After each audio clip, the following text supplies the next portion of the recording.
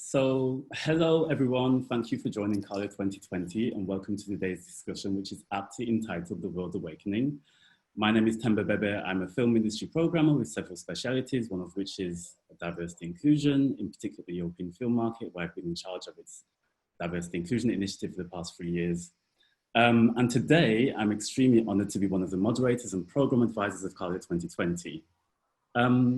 And as such, I really wanted to say a special thank you to WIFTI for doing such an excellent job in bringing together so many speakers from the film industry, as well as researchers and activists to create synergies and really push forward the needle in terms of the way we can imagine and move towards a more inclusive industry and indeed the world.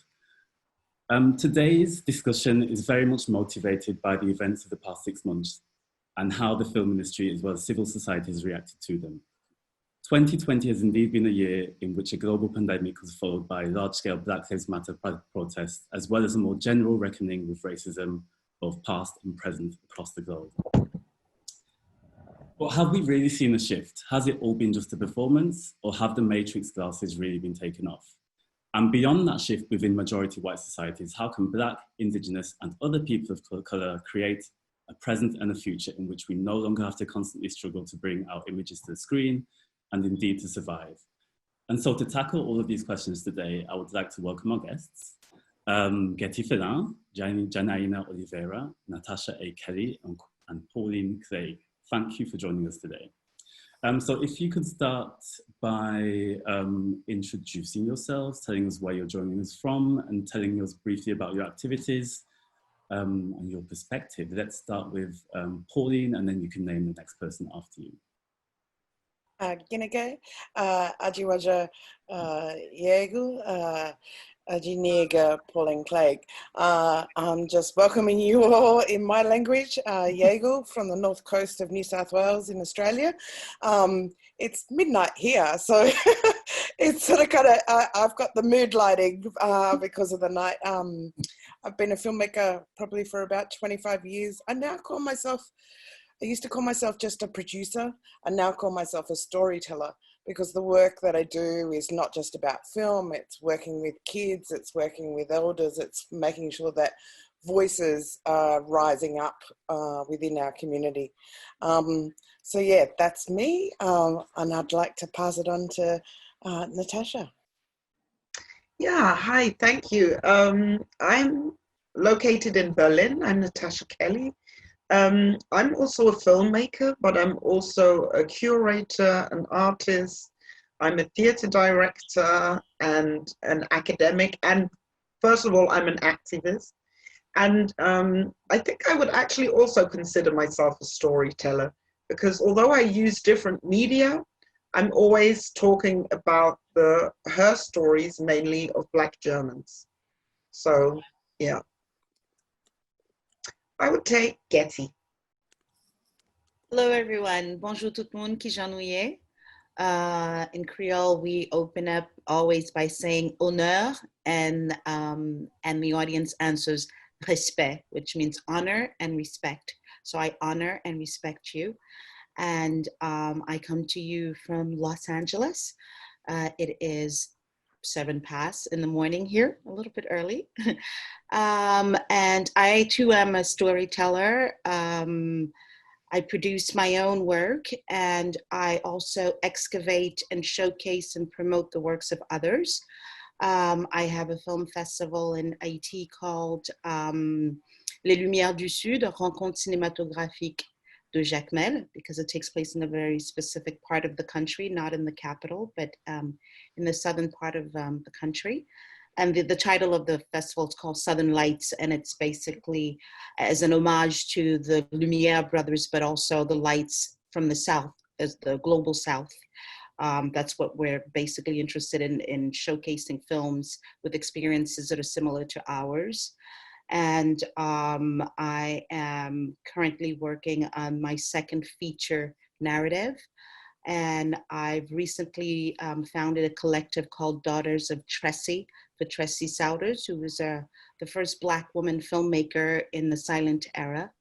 Made a film called A Woman's Era in 1922. That film has been lost Tracy unfortunately was not able to make a second film.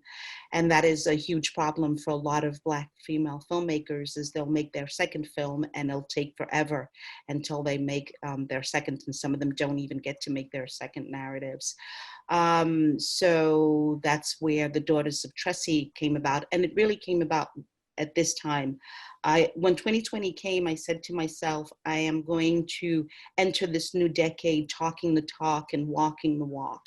And one of those things that I wanted to walk and talk was about promoting and being in solidarity with other female filmmakers, mainly filmmakers of color, and promoting the voices that are completely shut and erased constantly.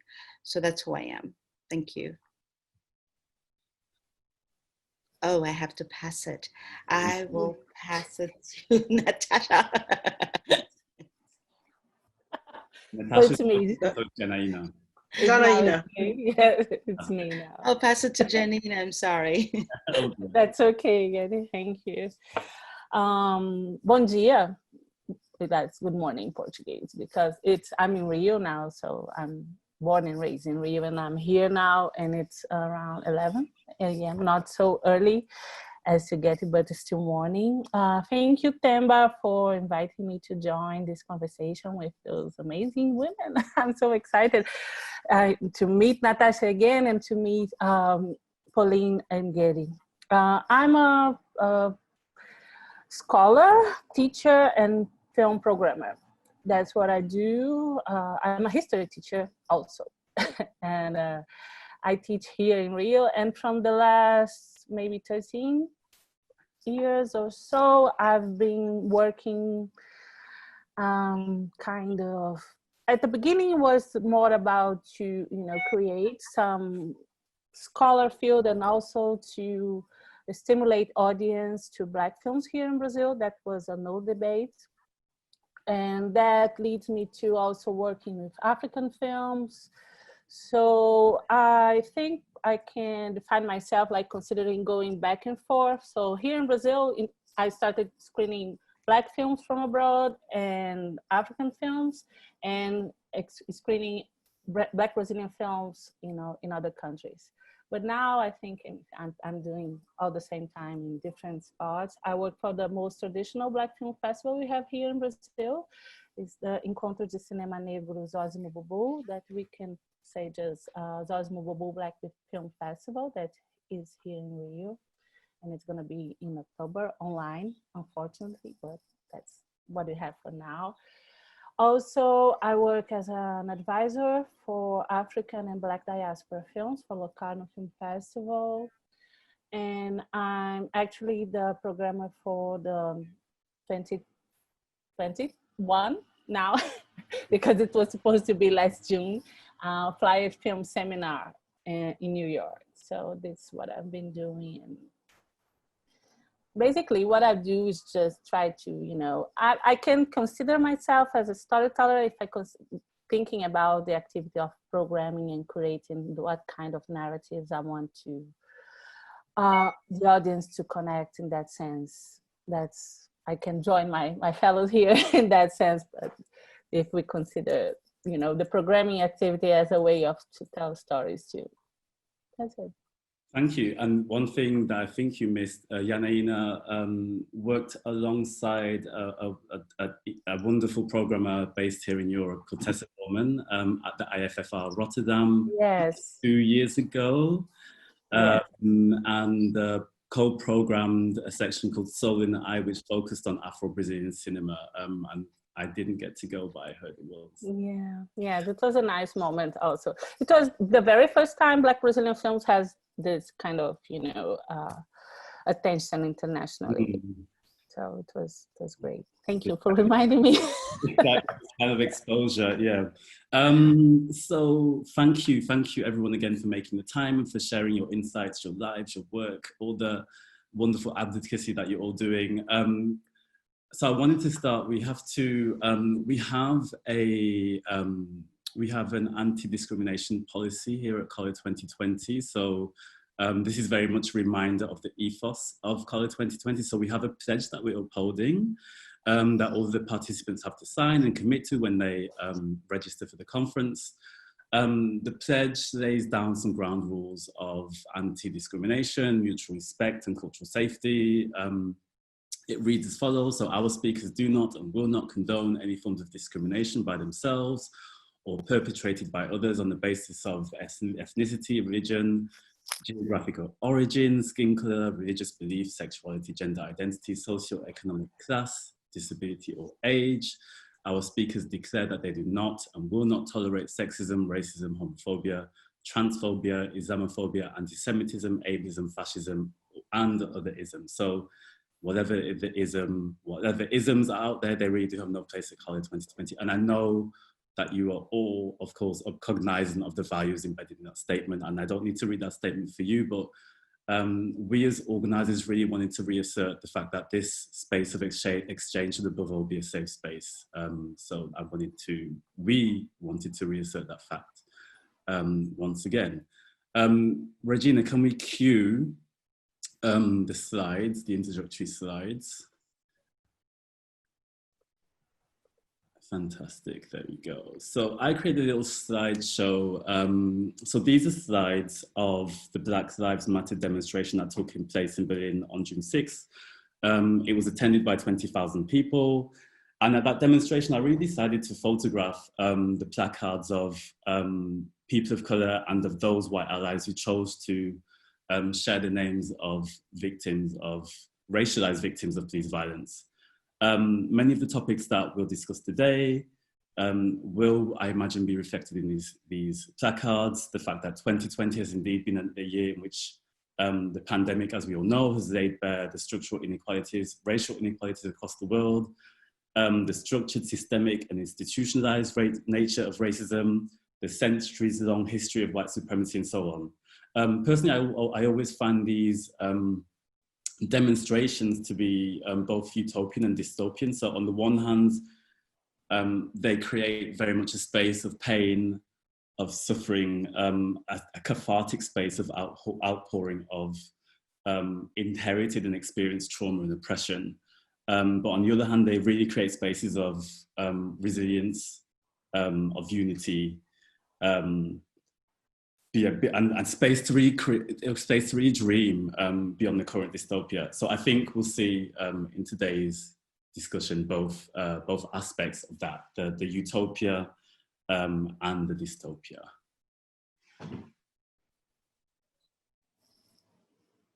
As we move towards the end, and please do, if you have any comments while we look through these, please go ahead.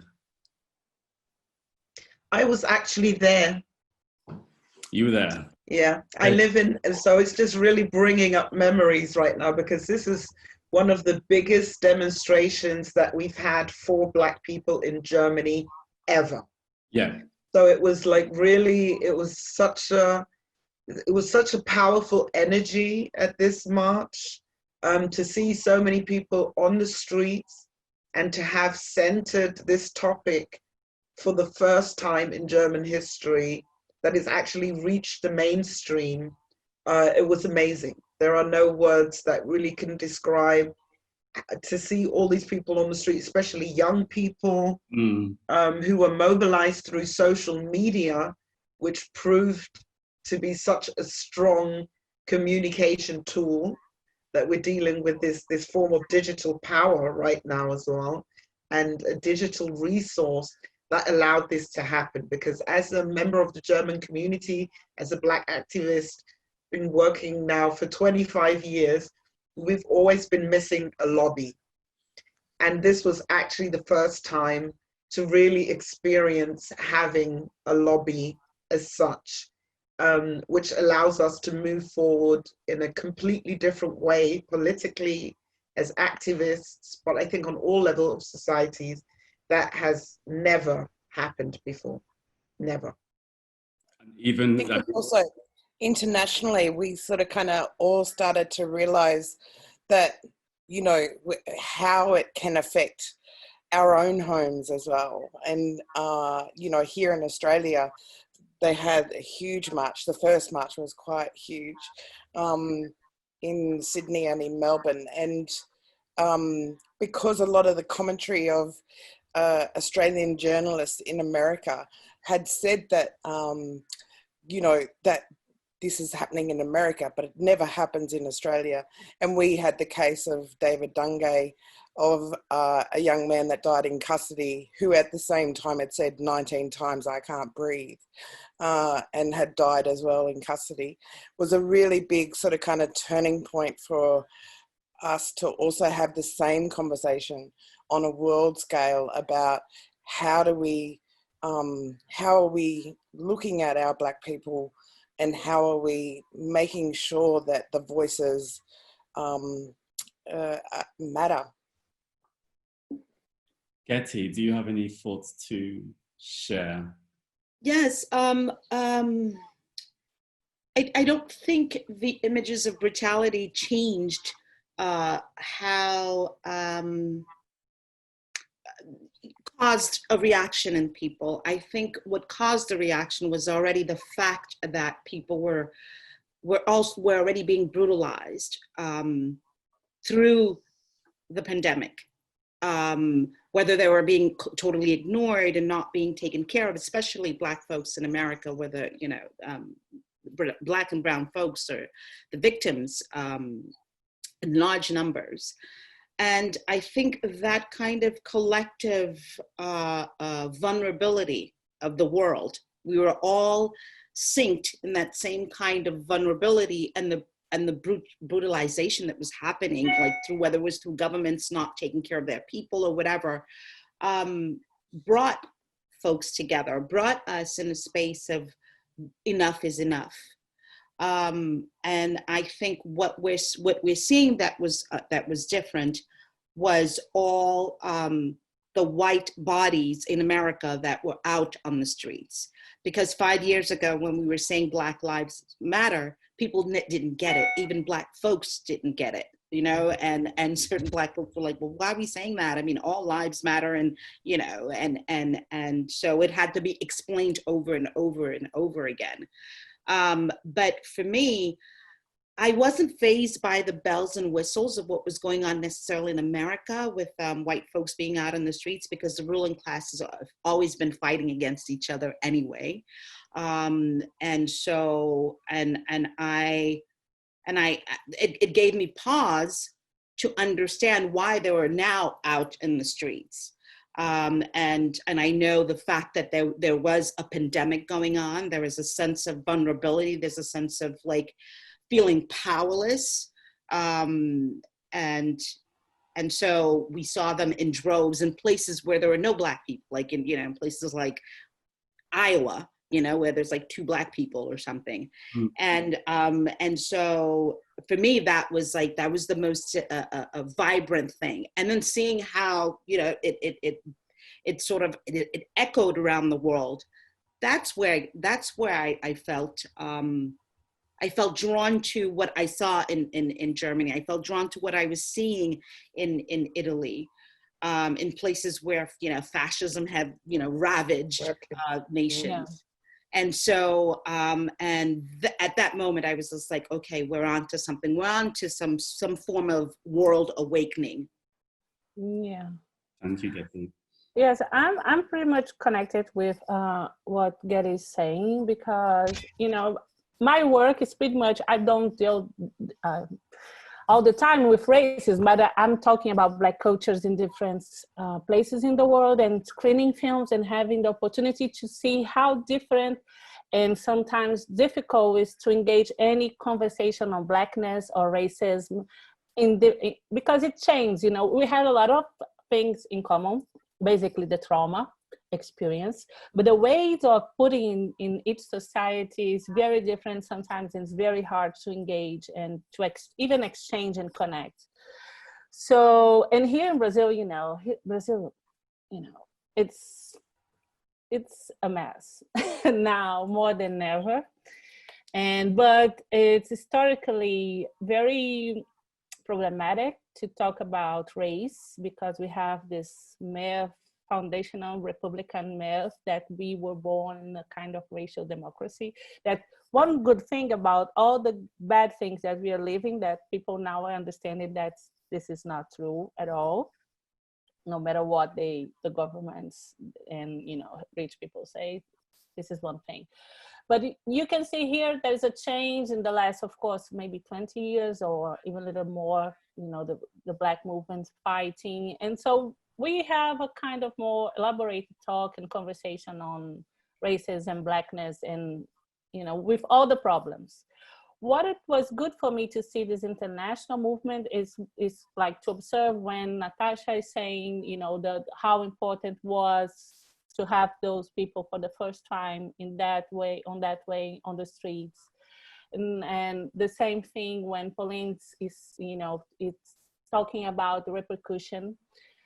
But, you know, I don't know, maybe it's the pandemic, maybe, I don't know if I'm getting old and maybe a little bit,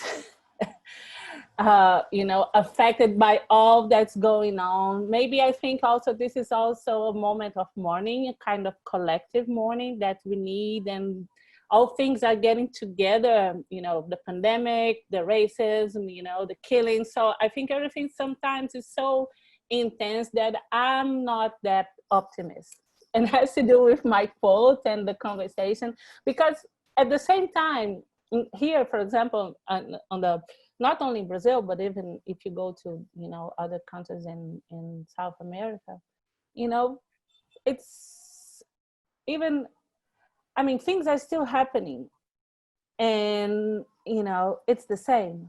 And there's no even national or international connection or call or mobilization. So that's why when Themba, you know, came with this idea to talk about, you know, allyship and how it goes, I thought it was interesting, because I think this is the point, you know, it's how we do something, because things are still happening. You know, I'm not going to tell, you know, I don't know if I'll wait for the quotes and the things that I want, you know, the image of thing that we're supposed to show, but I don't know. I'm just a little bit, I'm wanting more, you know, I'm not celebrating. I don't know, maybe I'm a little bit skeptical about all.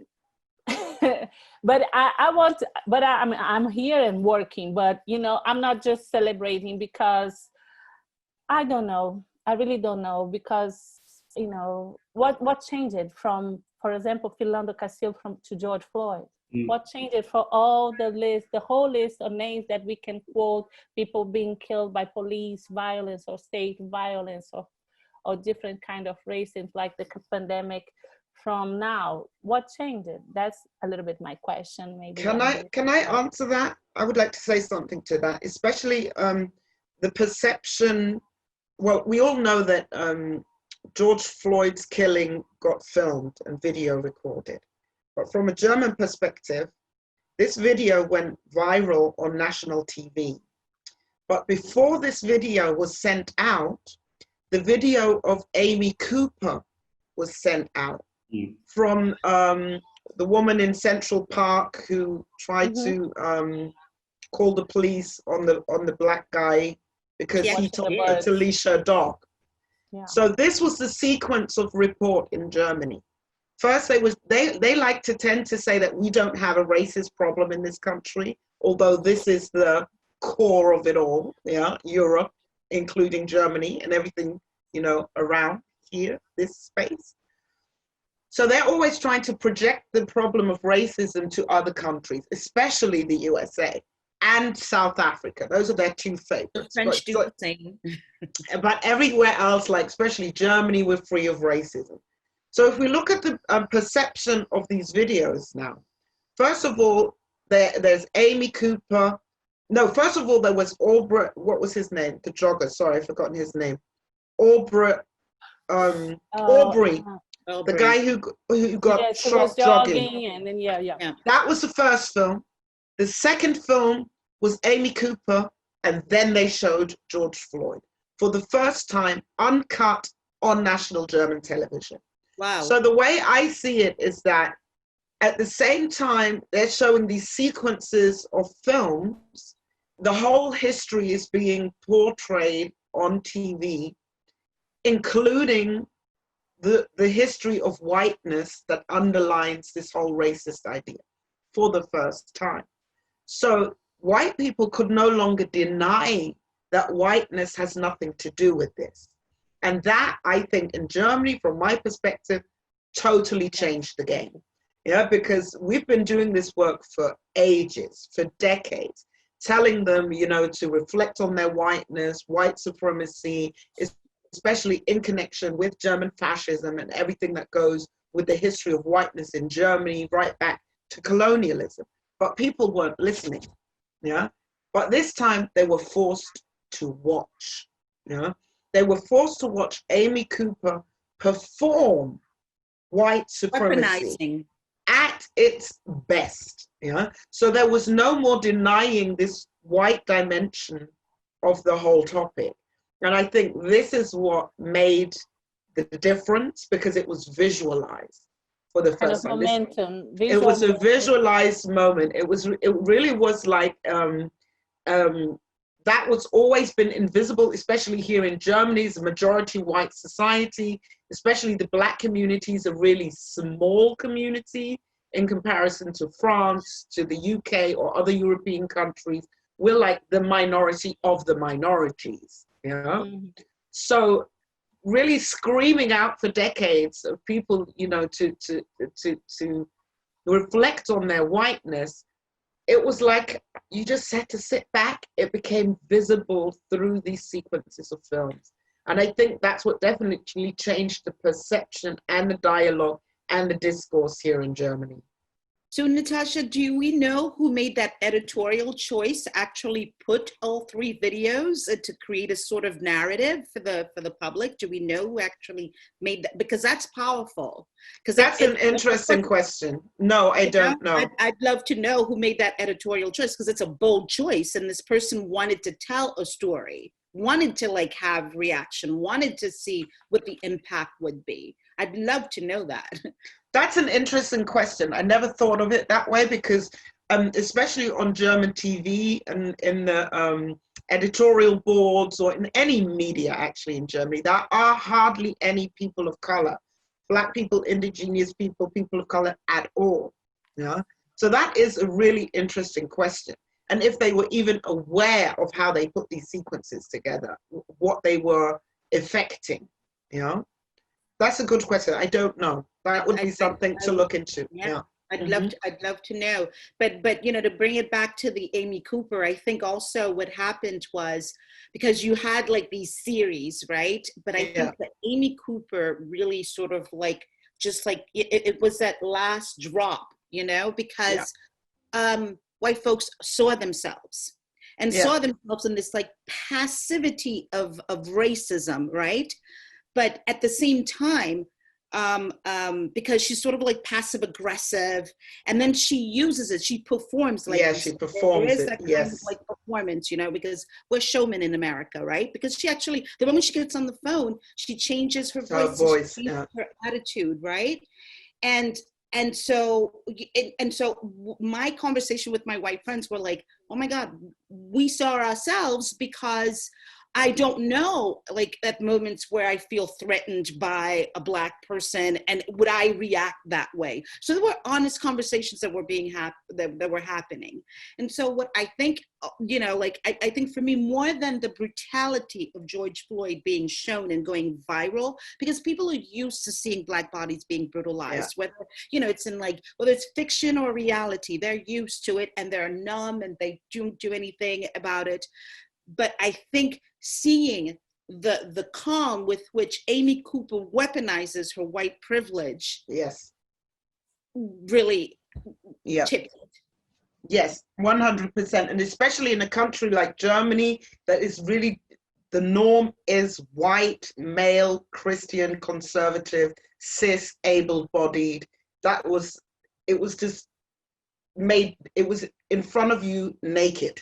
Yeah, it was like there was no more denying. Yeah, so I think that, and this is a good thing when it comes to the question of allyship.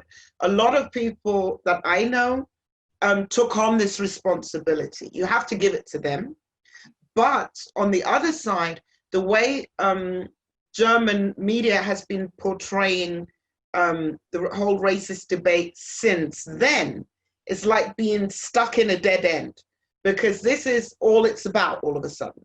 Whiteness, no? Really under the motto, all lives matter. No, the whole debate shifted away from Black Lives Matter to the media focusing on what do white people feel now they know they're a part of it? How do they experience dealing with racism right now? And that, I've had it up to here. I was like, no, you all are not even understanding the message. You all need to take 10 steps back, yeah, and let us have this conversation about Black lives for a change, and not about, yeah, your guilt, exactly, your shame, your guilt, this nakedness that you've literally visualizing right now.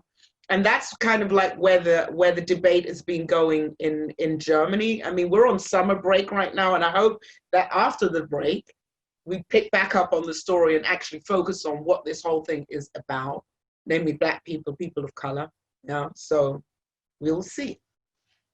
We will see indeed. And yeah, it was, as you say, it was a pivotal moment, because we were very much seeing white supremacy staring us in the face. In the face, yes.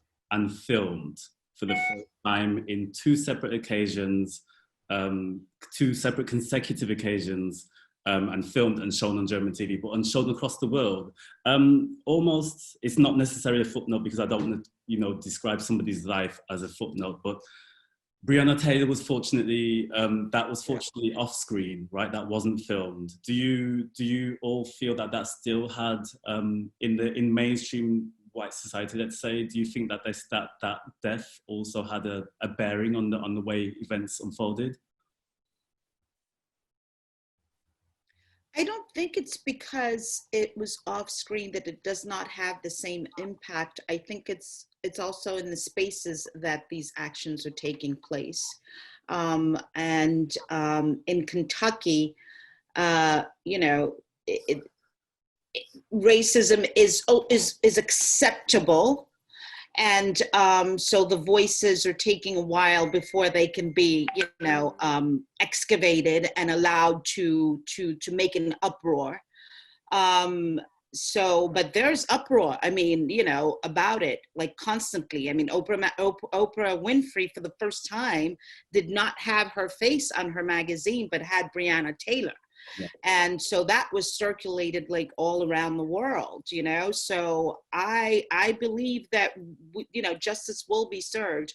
I don't think, I'm not sure about the fact that whether it was filmed or not filmed, because we had seen all those, the guy who gets shot, like, with his phone in his hand, the one who gets shot in the back, by the cops, we've seen them, we've seen the images, and we've become like numb to those images. So I don't think it's whether it's filmed or not filmed. I think it's also the space where it took place. I mean, like, Minnesota's supposed to be like one of the, like, most progressive places, and I think, the fact that happens in a place where white folks believe that they're progressive and they're not as racist, also triggered the uproar.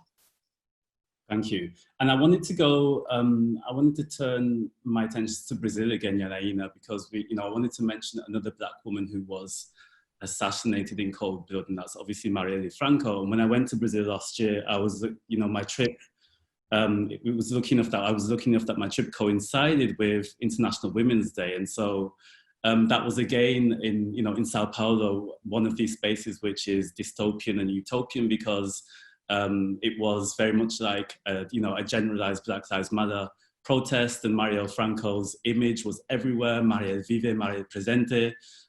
Those slogans were just ubiquitous, and it was such an encouraging image of solidarity just to see so many Black and Indigenous people from Indigenous Brazilian people on the streets.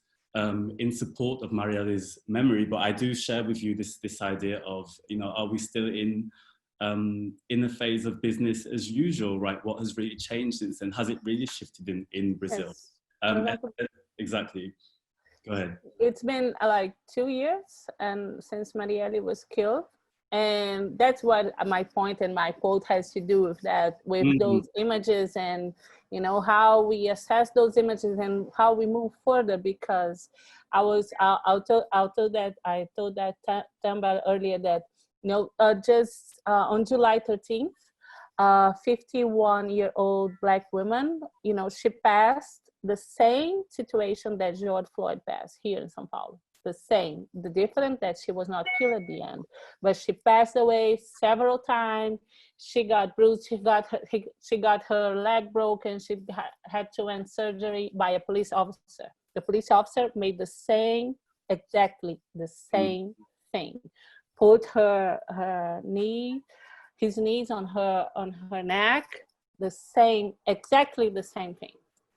And she was, at the end, she was the one that was sued by the officers, saying that she was disobedient, she was resistant, she attacked the officers. In fact, she's a store owner that saw someone getting, beaten by the police and went to intervene with how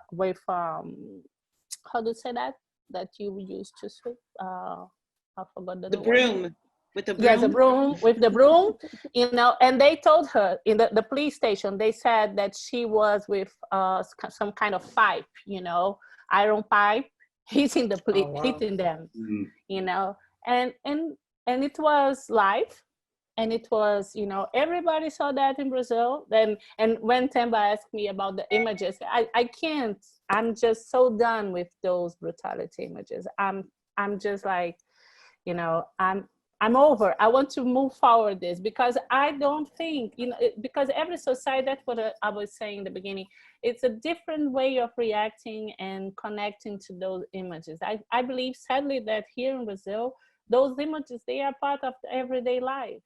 In 2014, we have this Black woman in São Paulo, in Rio, that was killed by the police, and they put them on the truck, in the back truck, and her body was half in, half outside. And we have these images too.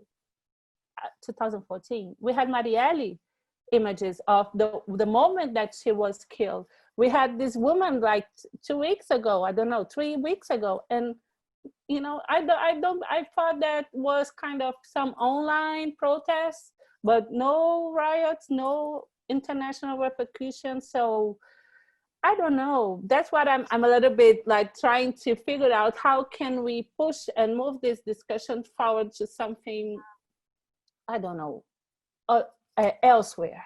Because I think this point, for 1 month or 2 months, we're gonna have another event with Black bodies and whiteness being once again exposed, and then what?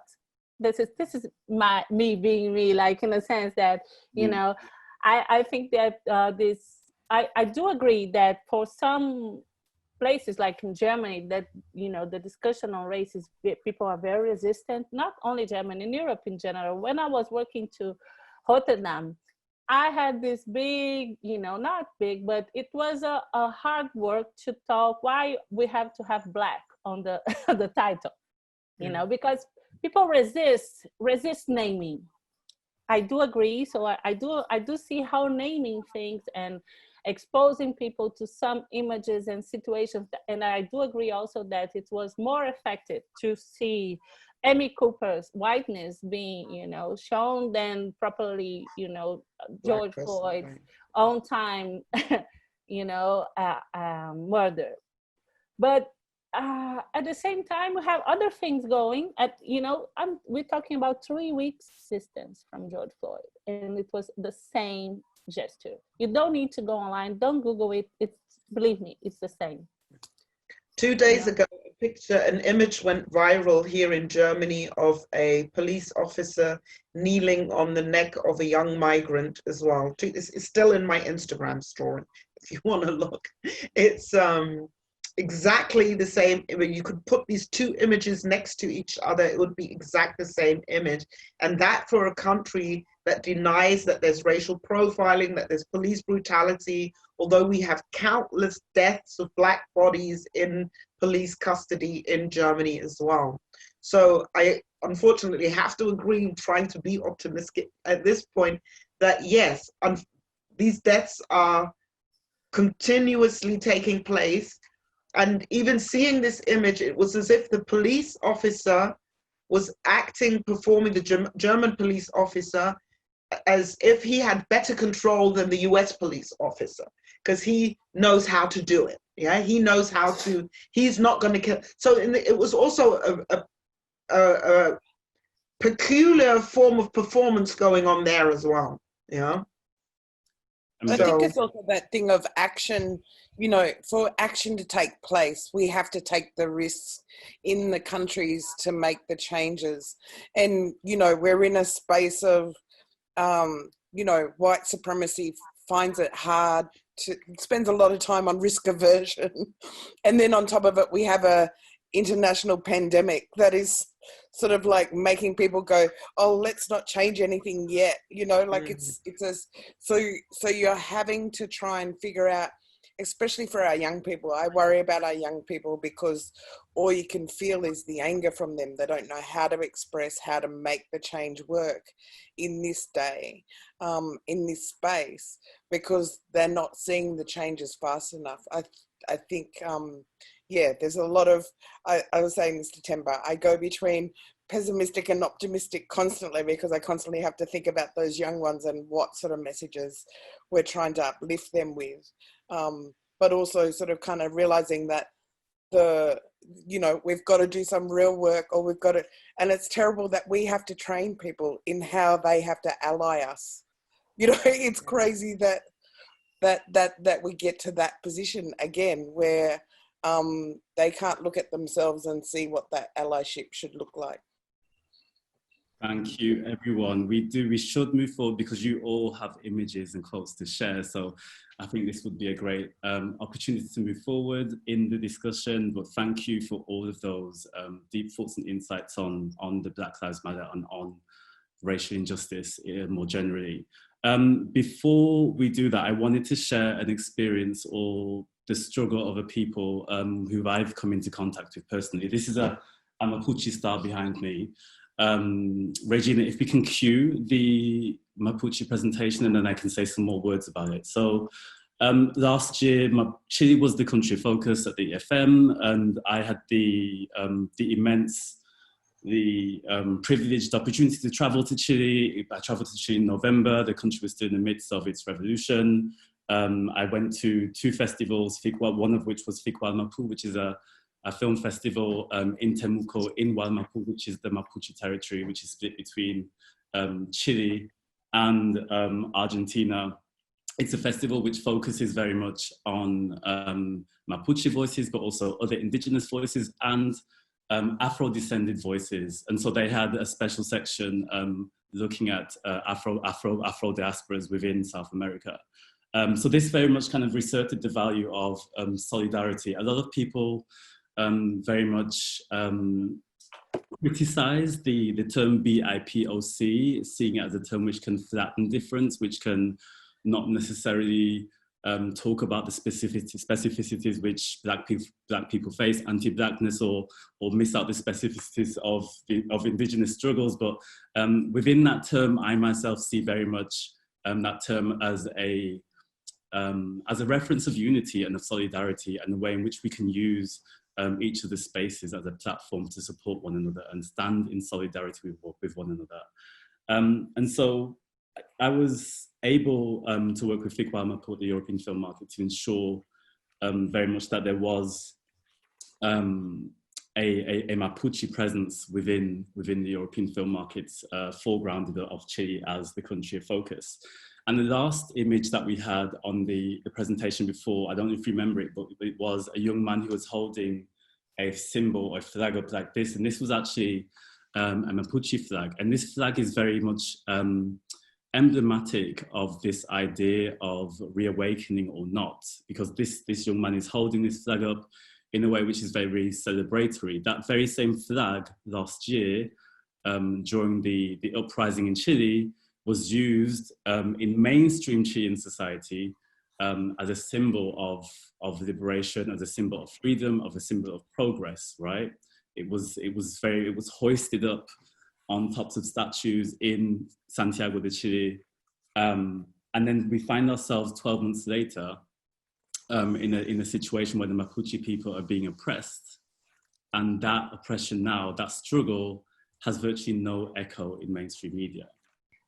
So this image was sent to me in one morning in May, a week after George Floyd's video went viral. And I did not see it, and I still have not seen it, because I refuse to see images of our bodies being brutalized, you know, televised. I do not want to. I've made it a point not to do it. I have 2 sons, and I get sent to, like, you know, I have post-traumatic stress each time. So I woke up that morning, and this is a friend from Haiti who is an art historian, who's also acting dean of one of the state universities, and he sensed this, and it shocked me in many ways, but it sent me in this maelstrom of emotion, and I was just angry at the same time. I was angry with him as well for sending it. But then it gave me pause, right? Because right then and there, I looked at this image and saw 400 years of images that normalizes the brutality, 400 years, that normalizes the brutality of people of color. And so, you know, this is from a Raphael Renaissance artist painting. In the beginning, it didn't have a Black person at the foot of the of St. Michael's, or sometimes it's portrayed as the Archangel Gabriel, and then it changed along, you know, and as the years went by. So I don't know when exactly that specific painting was made, this one that we see, but there's been many versions of it. And so there is a deliberate act of allowing for the brutality of Black bodies to be normalized, right?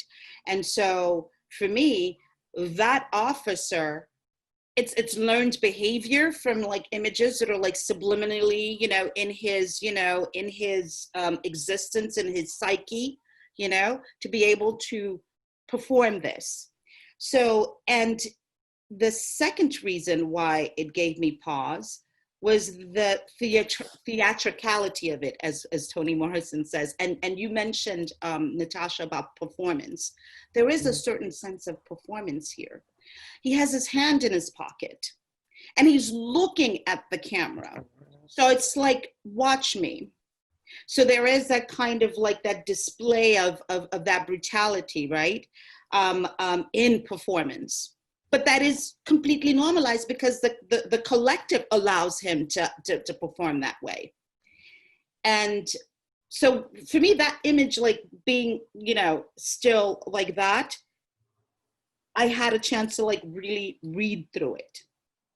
And then, you know, it reminded me of also, you know, what Hannah Arendt speak of in The Banality of Evil, and the fact that evil is banal because it's made, you know, by an apparatus. But for me, that officer is not a victim; he's part of that apparatus. But you're racist in America is also a victim of racism.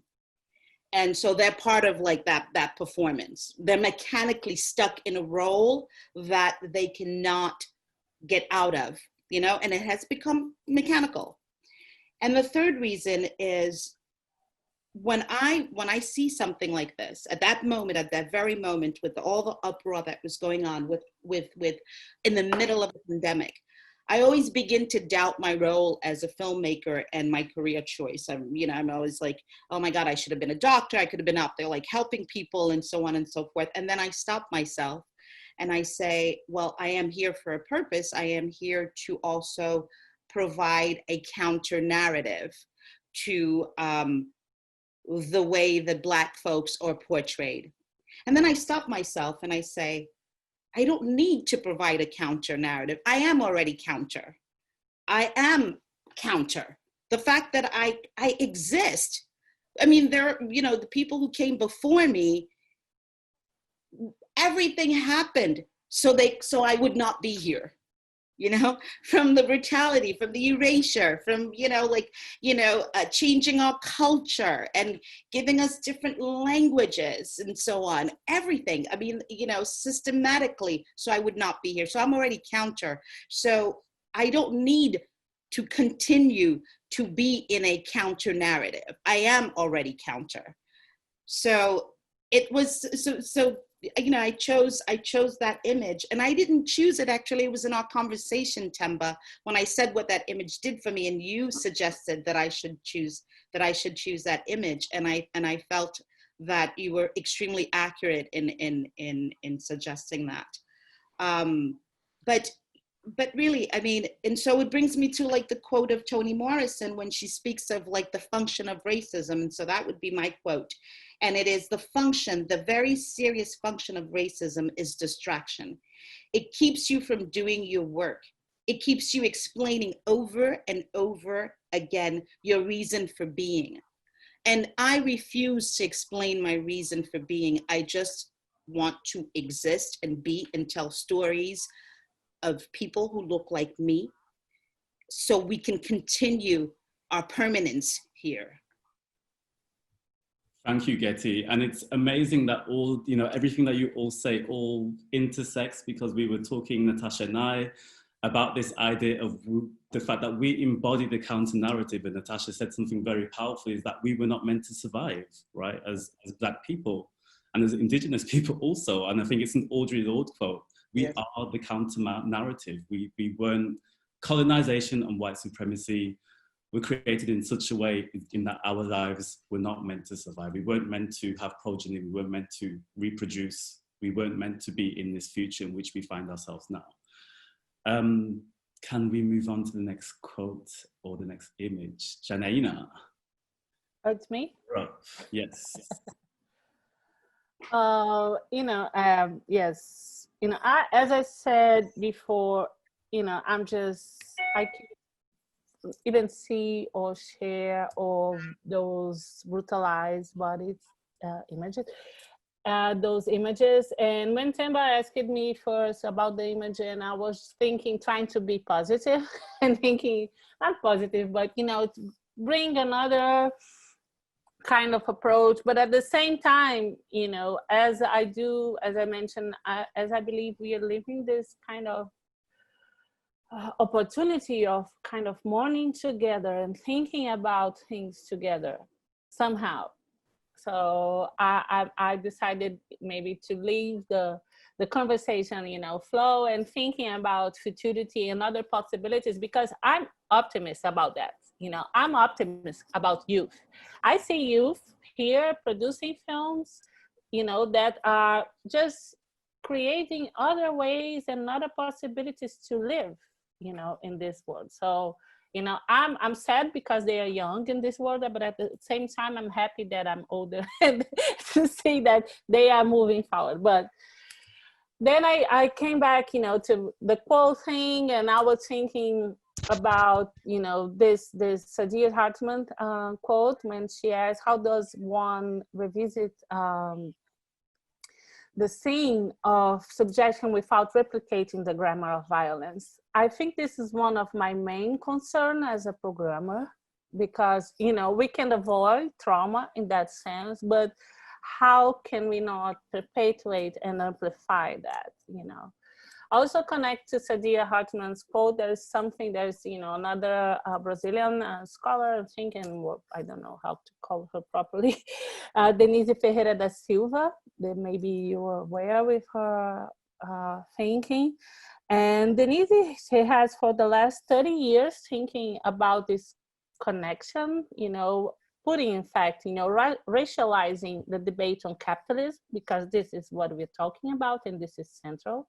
Because, and then she poses the questions like, why not people get, why the violence against Black bodies does not generate empathy or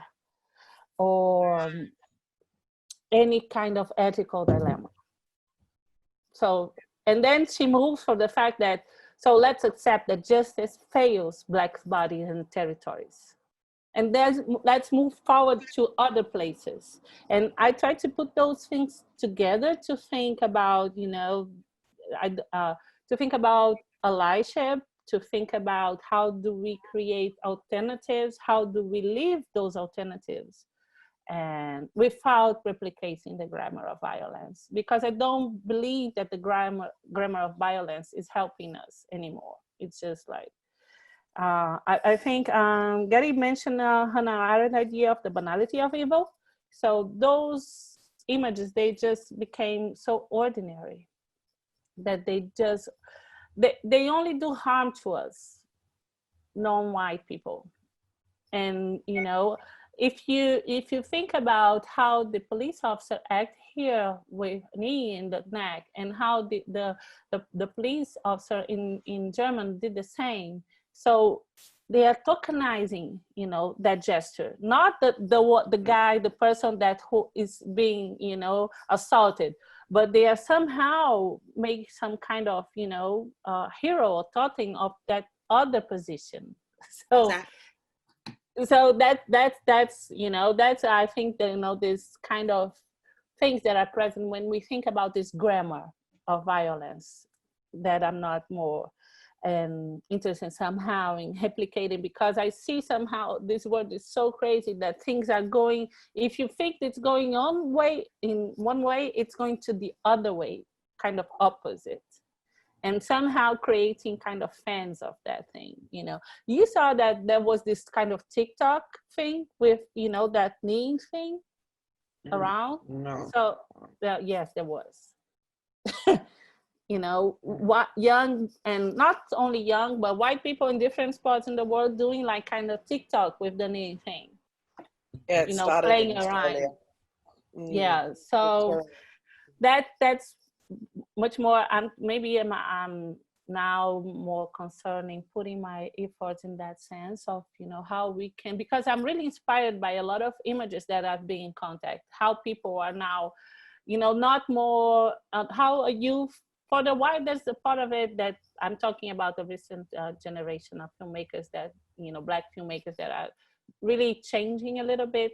I'm saying a little bit because, you know, film industry in Brazil is still white, but they are bringing new approaches to the way we think about our own history, about everyday life.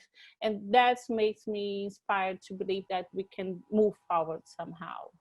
And they are not, I can see that there's a group of them that are not more interested in going deep on that grammar. They are just wanting to do their thing, you know, even though they can quote the violence, the trauma is there, but they are moving somewhere else. And that's what I'm more connected to now. Also, I remember when I was thinking about this earlier today, there's a performance, maybe you know her, Jota Mombasa. She's based in Berlin, I think now, and she made a performance in 2018 with Cynthia Guedes that is called "We Agree Not to Die." And during the performance, there's a sentence that keep on coming back. You know, that it's just that the lie is not a stable category. You know, so this is also, I think, maybe something I want to bring to the discussion for us to think about futurity together, because this is for me one of the most interesting about these conversations, the opportunity of being from so different places and to think about not the trauma, because we're done with that, we know, but where to go, and considering that a lie is not a stable category, how do we build those connections and alliance and you know, futurities. Thank you, and hopefully we'll have the opportunity to return to that specific topic of the lie is not a stable category. And I indeed echo everything you say about, you know, about not replicating the violence, right? The point that we've kind of almost reached the saturation in suffering, where we have on the one hand filmed murders, and then on the other hand fictionalized violence against Black, Indigenous and other people of color. And so I think for many of us it's very difficult to watch yet again another slave narrative, or yet again another narrative on the miscarriage of justice or on trauma, no offense to Ava DuVernay, I love her work, but I cannot bring myself at the moment to watch When They See Us. And I know it's necessary for me to watch this film. I know it's a gross miscarriage of justice. I've tried to sit down, I've tried to watch it. I feel like I'm saturated, right? And I think that's the kind of, we want to kind of, as you say, like, breathe. And this is something we'll talk about, Janaína, later on. Like, but it's also because there's so much connection, you know, like, so, you know, like I was saying, when Black Lives Matter, when George Floyd stuff happened, same as Guetty, I sort of kind of like decided not to watch the footage because I knew that my nephews would need sort of support, and knowing that as young Black men that they may deal with that sooner or later. The fact that here in Australia they kept on using the numbers of 432. Oh, you know, there have been 432 Indigenous people that have died in custody since the Royal Commission in 91, and wanted us to feed into that. And I kept on saying to them, I just need to stop, because you're saying a number, but I can tell you my uncle and my sister and my cousin that died in custody, they are a part of the number of the 432. It's not just about a number or a George Floyd. It's the fact that we all have trauma in our lives in some shape or form through this situation. And so it's not as if we are separate just because we're filmmakers, or that we are separate because we live in houses in city areas, you know. We are connected to our communities, and we feel and we are a part of the racism that is confronted on a daily basis. Exactly, this idea of not being detached, and this idea of not having the position to be in a neutral, detached position. The idea of, you know, the fact that these numbers, they correspond to our embodied reality, our embodied and absorbed traumas. Can we move on perhaps to the next quote or image? Natasha has an image and a quote. Here we go. Whereas, first of all, I have to say, I think I misunderstood you on the quote, because that's actually from me. And I wasn't sure that, well, anyway, it's from me anyway, but I put in... It's from you, you know. You don't know it. Pauline also has a quote from herself, so there's no elitist. Okay, good, because I was like, oh, was I supposed to take a quote from somebody else? Now seeing all your quotes, I was like, no, you can. Okay. You know, so why not? You can quote yourself, that's fine. Yeah. Okay, so I'm a communication scientist, so I work with visuals and I work with words. So for me these two, the quote and the image, which is actually a cover of my book, is totally connected. It's just a different way of saying the same thing, maybe. But first of all, I talk about the image of the book, the Black women holding the planets. It's an image from Jessie Jumanji, and the image is called Carriers. And for me, just looking at the image in itself, I think that what's happened through the coronavirus and the killing of George Floyd has made the intersections of society, the whole power matrix, become visible. And one of the really interesting debates that were going on here is which jobs are system relevant, they were calling it. Yeah? And so more and more in focus, so-called women's work was being analyzed. Yeah, the nurses, care workers in all different fields. And I think this picture portrays it like beautifully. You know, it's just like the Black woman holding each planet in this system and showing the power of us all, practically, that I mean, we run the world. What should I say? To cut a long story short, you know? We run the world. That's good. So I chose this image for the cover of my forthcoming book. So this is like the second level. If you include this now in the cover of the book, it also has an afro-futuristic meaning. So I did a symposium 2 years ago. I curated a symposium on Afrofuturism 2.0 with the Black Speculative Arts movement that I've been a part of for the past 10 years. It's an international movement that rethinks Afrofuturism. I think I have to put it that way. That's why the emphasis is on the 2.0 in Afrofuturism. And The Comet is the title of one of W.E.B. Du Bois's first short stories, speculative short stories. The comet drops on New York. New York is wiped out, and the only survivor is a Black man named Jim.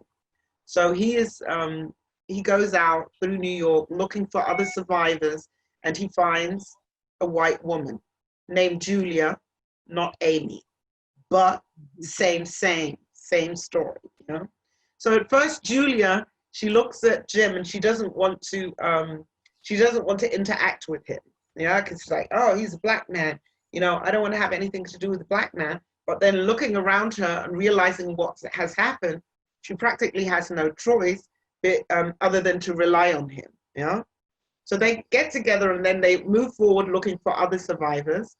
And then they find her husband or fiance and her father, two white men, who are ready to kill Jim for actually touching this white woman, yeah?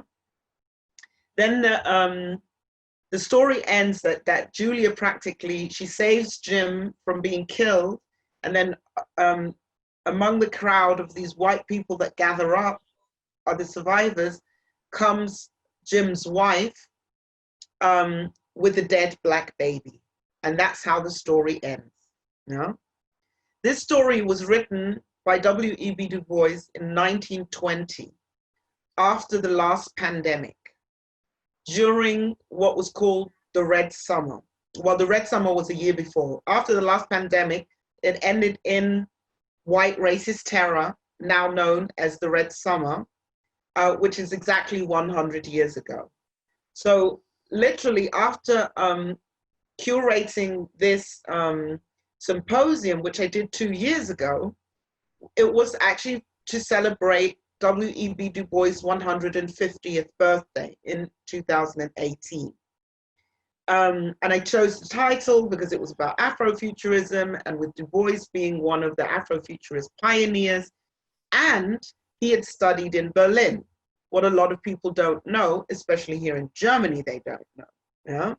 So it was for me a way also to not only introduce the second wave of Afrofuturism, but also to reintroduce W.E.B. Du Bois to the topic.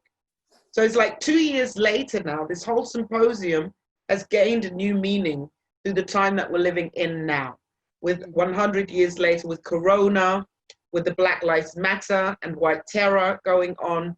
So this whole book and the reader with the speeches and talks and interviews of people who were at the symposium has gained another dimension, you know? And I was, when Themba asked me for an image, really the first thing that came to mind was the cover of this book, being a medium, actually transporting the ideas of the symposium, the ideas of the book, the idea of history repeating itself, and the image in itself with the woman carrying the planet and being the saviors of what's going on right now, AKA why we are sitting here. You know? So, and then I try to put that, what I'm trying to describe right now, in words, why the quote was from me and not from some famous person. So, so it's like practically about returning from the Afrofuture, we will relive the present and recreate a past to return to. So what I'm trying to say about this is that a problem in especially Eurocentric knowledge systems is that time is read linear. There's a beginning and there's an end, and that's it. Then the next story starts here and ends there and then. But from an Afrocentric perspective, time is circular. You know? There is no beginning and there is no end to anything. Everything is interdependent of the next. So if I am in the future, which I believe to be now, yeah, is we are actually witnessing the future, the past repeating itself.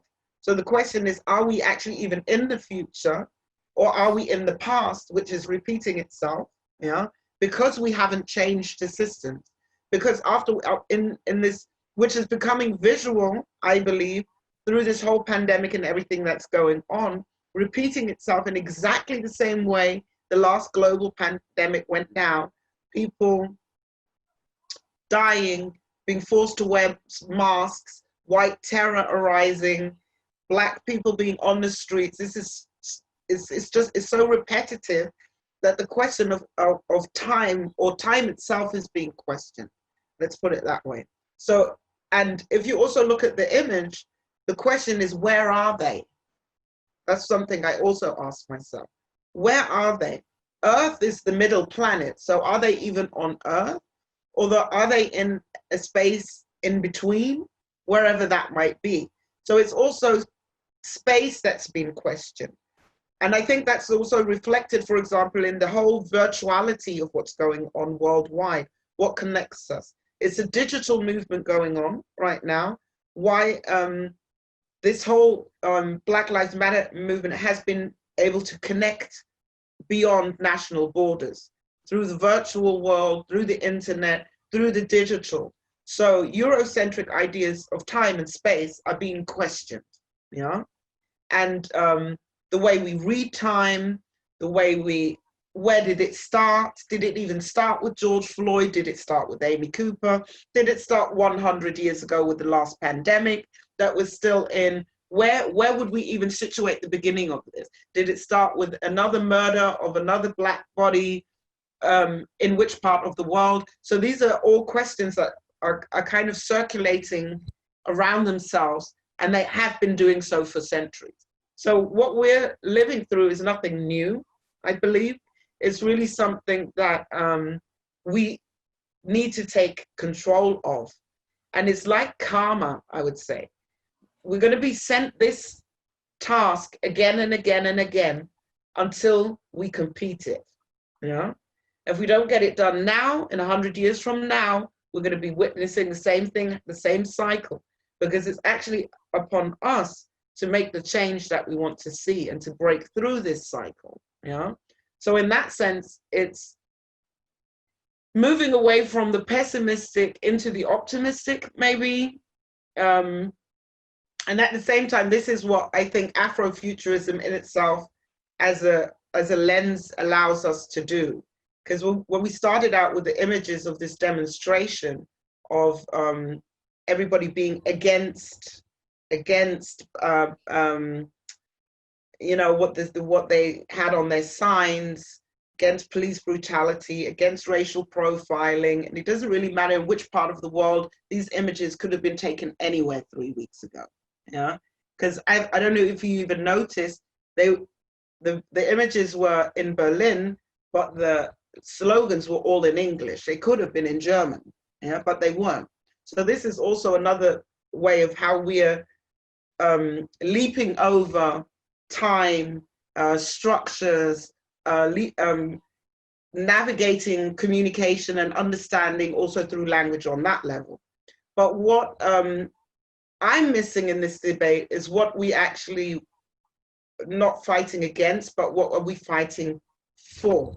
And this is where the Afrofuturistic idea for me becomes of greater relevance and can be a really empowering tool of how to get us out of this situation. How does this society really look? What does it look like? Where are we actually, where are we going? Yeah. Is it even a physical space, or might it be space?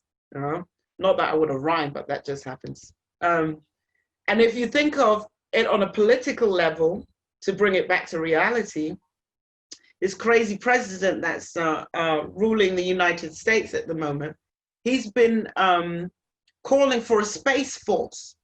And I don't know if anybody has actually really been listening, no? Because when he said that the first time, I was alert. It was, for me, it was like a red flag. But especially because Afrofuturism goes hand in hand with technology, the digital space, satellites. So the first thing I thought about is that President Trump now wants to control space, to have control of the satellites, of the digital, all forms of digitality that are happening right now. Through Corona, we've all been pushed into the virtual world. I'm constantly working online and not physical, which was a whole new step for me. So moving into this realm of, I don't know, maybe these sisters are even in there somewhere, yeah? Where new forms of capitalism, digital racism, digital patriarchy are already being put in place. This is also what I see bringing this whole idea also back to reality, the reality that we're living in right now. I mean, I could go on forever, but I would just like to recommend you getting the book. It's bilingual. It's in English and German with German translations. So this is also another barrier that I wanted to cross over, so to say, because if only doing it in Germany would just limit the audience. And it's also more for the diaspora, for non-national thinking people, let's put it that way. I mean, I could go on talking forever, but I'll leave it at that, maybe. Natasha, do you have a date for the book launch? You can already pre-order the book, and it will be coming within the next 1.5 weeks. Oh, great. So it's this month, August. Excellent. Real time August. Real time. So.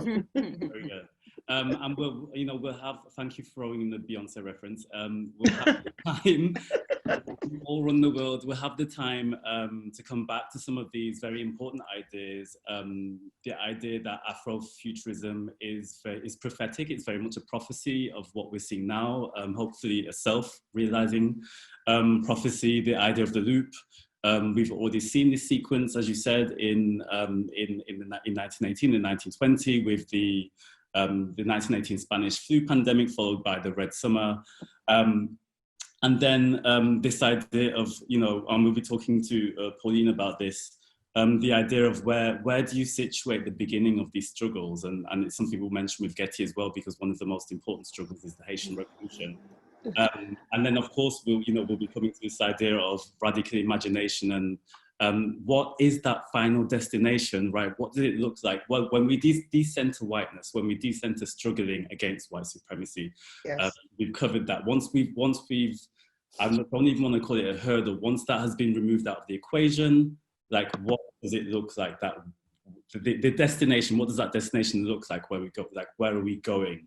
And also, kind of as all of you said in our discussions, it's not only having a clear vision, conception of that destination, but it's also being quite clear about the journey, or even conceiving of that journey on the way. What do we do now to get to that destination? I think those are some very important points that we will get to. Next quote or image.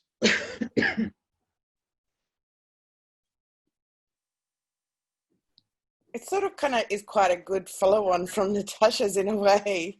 I think because last year I started writing the 13 archetypes of Indigenous people. Have been a programmer for 5 years for Imaginative in Canada and here in Australia for Windsor Film Festival. And, so for the last 5 years, I've just watched Indigenous films and Black films when I turn on the TV. So it sort of kind of meant that I was sort of immersing myself in seeing how we speak in our different ways. And so and then when COVID hit, what I found is how busy our community, the small community in Sydney got. We weren't allowed to go back to our communities because we didn't want to take COVID into elders, and so we sort of kind of, like, I cook every Friday night, and I cook a lot usually, and I drop off about 20 food trays around to elders and Aboriginal nurses and doctors and young filmmakers that didn't have any money at that time. And so it sort of kind of made me think about the fact that it's could be controversial, but COVID could be the first time we as a population may have the level playing field to play with. Everyone's in the same boat. And as we head into this sort of change of the recession, it could be a time for our diverse thinking from Indigenous, Black and people of colour to change and show the new way forward, because of the fact that we all think in very different ways. We have non-linear ways of telling stories, sort of like Natasha explained very well in her bit before.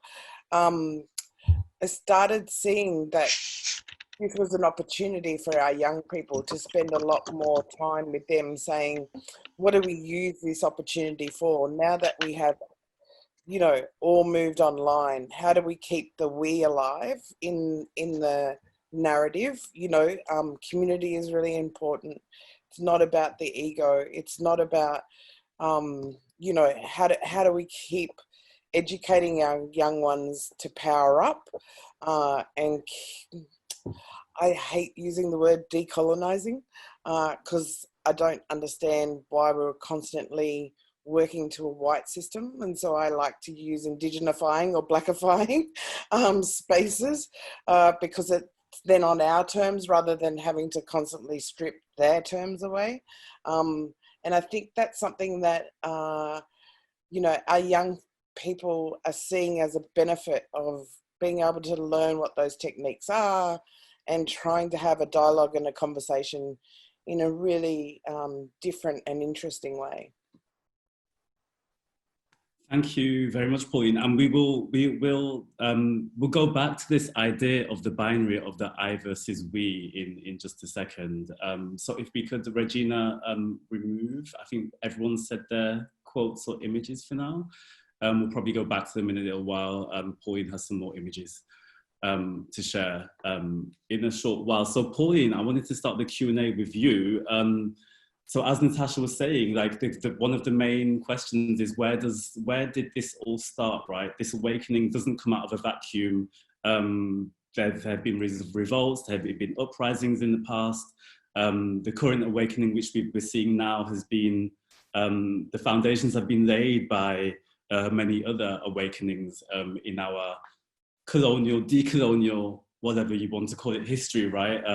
Be that the Haitian Revolution, the Morant Bay Revolt in Jamaica, the Red Summer of 1919, as Natasha mentioned, the Malis Revolt in Brazil, the Civil Rights Movement, and there are so many other struggles for independence and self-determination and recognition of our humanity, right? And so if you look at this within an Australian context, you recently produced a video with the Australian Centre for the Moving Image, which very much charts one of the previous reawakenings in Australia in the 1970s and 80s. Can you walk us through that, and then we can cue that video? Sure. I mean, I think one of the things that is really interesting about all of our movements is that, you know, often it's also about technology. When television opened up the world, our people started to really see each other and see, you know, and it was interesting because the civil rights movement happened around the same time in all of our communities.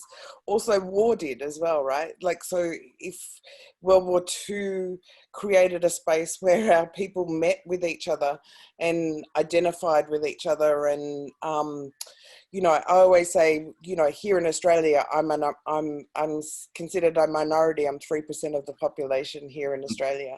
But if I consider myself Indigenous of the world, then all of a sudden I have an audience that is 400 million. And then if I include other people of universal concepts of people of color and people and Black people around the world, then all of a sudden we're 4 billion people. And so I sit there and I go, that time frame and that sort of connection of people power is something that I'd prefer to stay in as a producer than the 500,000 of Australia that, you know, because I keep on hearing from broadcasters, oh, you know, like, I don't know whether or not this is going to reach. And so understanding your niche and understanding the world's niches are bigger than what we think they are. is something that has power in it. And so I've been really lucky that I'm a part of the first wave of filmmakers that got educated by film schools to make films, but there were a body of filmmakers before us. And so that's why I started doing this work with ACME. Well, I did it before that, but started trying to remember, getting our filmmakers and young people to remember that there were people that trudged and created the footprint for us to stand on. And so using television as an introduction, and the fact that at the same time as television came into place, a connection on the world around civil rights happened around our worlds. And so we saw a uniformity of activism. A lot of our activists, like the Guetty Felin, who you'll see in a minute, you know, had great connections with Carmichael, who was the head of one of the members of the Black Panther movement in America. They'd made connection and created a Black Power movement here in Australia. There was the connection with the Maori mob in New Zealand. There was connection with, back then, Rhodesia, and the PAC and the ANC. You know, people like my mother and the era before Gary were a part of the movement of getting the churches to rise up against racism and their doing and what they did. And she was a part of the World Council of Churches paper into combating racism and the connection of what churches had done to Africa and other Indigenous communities around the world. And so I think seeing that movement of people and how film or television at that time started to open up and give us strength to sort of unify on an international scale has meant a lot of my work has been international since I've been a filmmaker. So yeah, I just thought I'd maybe show Guetty Felin. He was a amazing activist, still is, yells at me quite a lot. He's my cousin, so he's allowed to yell. You know, was a part of the 10 Embassy, which was a big civil rights movement here in Australia in the 70s. Was the original founder of the Black Power movement, and also happened to be an actor. And that's what we found, is a lot of our activists of the 70s moved to media so that they could coin those sound grabs. And, you know, because they were getting known in the sound grabs, they moved then to film to use that audience in some shape or form. But thank you, Pauline, for that. And I mean, I wanted to ask you the way in which that reawakening of the 70s and 80s has very much laid the foundations of the reawakenings we're seeing today. But also, I wanted you to kind of tie that in with what you said before about your essay, The 5 Beats of Indigenous Storytelling, in which, as you said before, you watch hundreds of Indigenous films each year, and you know, you've made some observations and you compare the white Western stereotypes of Indigenous peoples and what we funnily called the Crocodile Dundee stereotypes, for those people who are old enough to remember Crocodile Dundee, and the archetypes of Indigenous people by Indigenous-made films themselves over the past 20 years. And so, without wanting to essentialize, you talk about 2 opposing frameworks. So, the white Westernized world, which is embedded in materiality, supremacy, and capitalism, and also Indigenous framing, the Indigenous world, on the other hand, which is steeped in a connection with family and Mother Earth, both of which are, you know, a source of strength and resilience, and a source of connection, right? And so, when we spoke last week, you also talked about the way the way in which this feeds into this opposition between the I and the we. And I think one of the things that you said before was that we need to look at new ways of teaching people to, you know, potentially showing people new ways to exist. Yeah, I mean, I think one of the things is that, you know, back then in the 70s, it was about this having the arm to have ownership over challenging the narratives. I remember when I first started in the industry, one of the actors, you know, Indigenous people our stories had been shot predominantly from a white perspective, predominantly as an observational. At that time, something like 4,000 hours of documentaries had been done on Indigenous people, with only 4 hours being done by Indigenous people. So the perspective was constantly looking at us in the sort of noble savage perspective. And so the skew of the stereotype was accentuated in the Crocodile Dundee sort of kind of scenario of this sort of black man that's oogity boogity and mystical and comes out of the bush in the middle of the night. And, you know, we've all of our portrayals of all of our people have always been often in a negative sort of kind of sense, especially for black women. And so starting to look at what are the narratives that we have when we do oral storytelling, I was trying to figure out why is it that our way of telling story was different. And that's why 10 or so years ago, I started writing about the 5-act structure of Indigenous storytelling, because I started seeing it around the world, not just in Australia, but in other people's films. You know, in India, it's 6 acts. You know, and starting to see that it had a lot to do with the way in which communities. Our communities tell stories in different ways, you know, but they all mean the same thing. A painting, a dance, a song, a film can all mean the same concept and all say the same story. It's just how the person is reading it. And so it was that thing of trying to think about those non-linear systems, and in some way trying to argue with non-Indigenous filmmakers at that time that were telling us to write the script in a 3-act structure, to write for the Hollywood scene.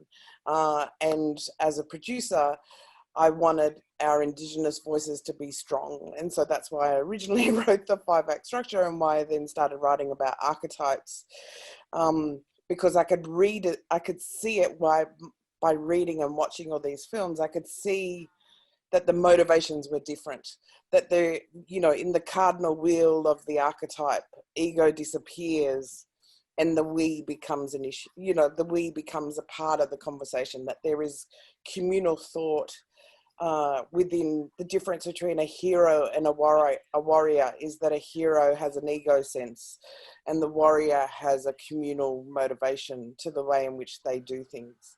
And so just being able to finally connect it for myself made me be able to script assess better for the Indigenous filmmakers that were sending me their scripts. I mean, it was partly to also argue with, you know, funding bodies, that Indigenous filmmakers don't need to change the way that they're telling stories because there is an audience out there. You just don't understand the concepts of what have been written, what they've written. And so that's why I think I've always been about trying to break the stereotypes down in a way of owning the narratives, understanding what those narratives are, and then owning them and shaping them for other people to understand them as well. Thank you. And in that same essay, I mean, to return to this idea of the opposition between indigenization and decolonization, you talk again about the, you know, these two opposing gazes. And in effect, you very much say that film becomes a place where cinema enacts a kind of reversal of assimilation by foregrounding the personal trajectories of individuals who are able to decolonize themselves, right? And so it's this idea of indigenization or re-indigenization. You wrote in that essay, you know, often our worldview is one that pushes people to decolonize. So to what extent do you think we're seeing the reversal of these objectifying gazes for Black people, for Indigenous people, and for other people of color? Yeah, I think one of the things that was really interesting is that Carl Jung's archetypes have laid the way for us to write films across the world. Mm-hmm. There are 13 archetypes. And then when you step outside of those archetypes that are really solid, that were written, you know, quite a while ago, then they become the sort of two-dimensional, stereotypical sort of kind of character. And that's why I started to write archetypes for myself, so that I understood the depth that our filmmakers were writing. And the wheels sort of kind of sometimes sit on top of each other. The Carl Jung, sort of, if you live in the white world, but your own archetypes that are more about the we and the communal motivations are still there and are still pushing through to try and sort of they're the foundation of Indigenous, you know, afro-futurism style stuff as well. That concept that, you know, we always think in past, present and future. We don't have time differences in those regards. You know, all of those elements make it really hard to then decipher it down if all you have to fit into it is the peg that is written by a white lens. And so that's why I started writing with a black lens, sort of in that academic space. That's why I became an associate professor, because I just sort of like went, I sort of kind of need to do that work so that the next generation doesn't have to argue the point anymore. Thank you. And you also do a lot of work in advocacy. And I wanted to kind of effect a transition between yourself and Guetty. This is a question for both of you, really. I think one of the things that all of us are grappling with is this tightrope of where we position ourselves, of where we invest our energies. Do we invest time in interacting with predominantly white spaces, or do we focus on allyship with other Black, Indigenous people of colour, or do we focus on our own communities? How would you, first of all, Pauline, answer that question? And then you have to have all of those layers working at the same time. I mean, we can't do one. You know, that's why it hasn't worked before, because they put you in a box where you feel just that one space. Tomorrow morning, I'm getting up and filming the families, 3 of the families for Destined Custody, to do their testimonies for Parliament on Friday. And then in the afternoon, I'm working with the young kids on an animation series. So like, I think you do what you can, you know. On Friday, I spend my time advising white people on how to cope with COVID. You know, that you know, our parents never did the colour bar, even though the colour bar was against them. They never saw the colour bar. They just wanted to live better. And so we have a duty as the kids that stand on big shoulders of people that, you know, went through so much to get for us to be where we are. I consider myself a privileged person because of what they did. And so the little bits that I can do, hopefully will help to make a difference if there's enough of us filmmakers around doing it. And that's why my greatest allies are international. You know, here in Australia, I feel a lot more of the racism as an Indigenous producer. But I go overseas and I spend time with you, Themba, or I spend time with Jason Ryle in Canada, and all of a sudden I'm just seen as a good film producer. And I can do my work without having to feel weighted in my own country. And that's terrible to say that, because I shouldn't have to feel that racism on a constant basis. You know, that because I'm Aboriginal, can she control the money? Can she look after, you know, like I get that thrown at me a lot. And it's like, I advise other people how to look after their business for the government, and yet I can't look after my own money because of my colour of my skin. You know, it's that thing of, I'm not going to let that stop me from doing what I need to do for the next generation. Excellent. And it's, I completely echo with you on this idea of spaces to breathe. I mean, in my programming work, I have diversity inclusion as a speciality, but also African diaspora and the African film industry, and of course, Indigenous film organizations. And I can tell you that when it's the latter two, the way in which I breathe the air with my colleagues and collaborators is extremely different than the way in which I breathe the air in a context in which whiteness is centered. Guetty, to move on to you, where do you now see your investment? Where are you focusing your energies? You've spoken about, you know, new forces to be reckoned with during our conversation last week. You have some new projects yourself. Tell us about you.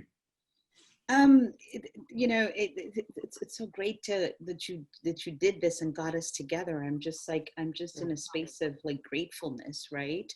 And just meeting these amazing, amazing women. I want to be friends with you forever. And I need you in my life, you know.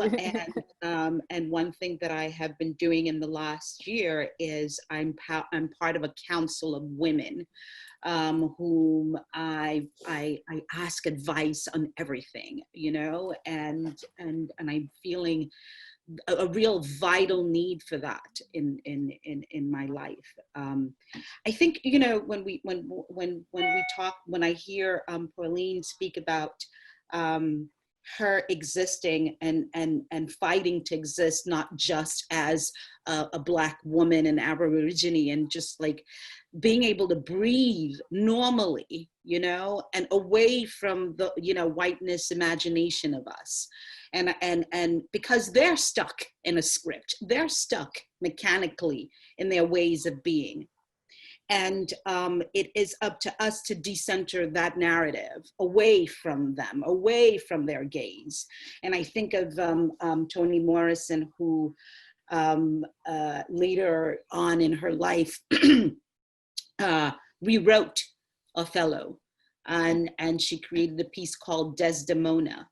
And she rewrote it because she felt that Othello was annoying. He was not as powerful as he was supposed to be, because in Othello, Iago is there and he's always talking, and he's like, you know, talking nonsense all the time, and he's shattering Othello. And Iago is white, right?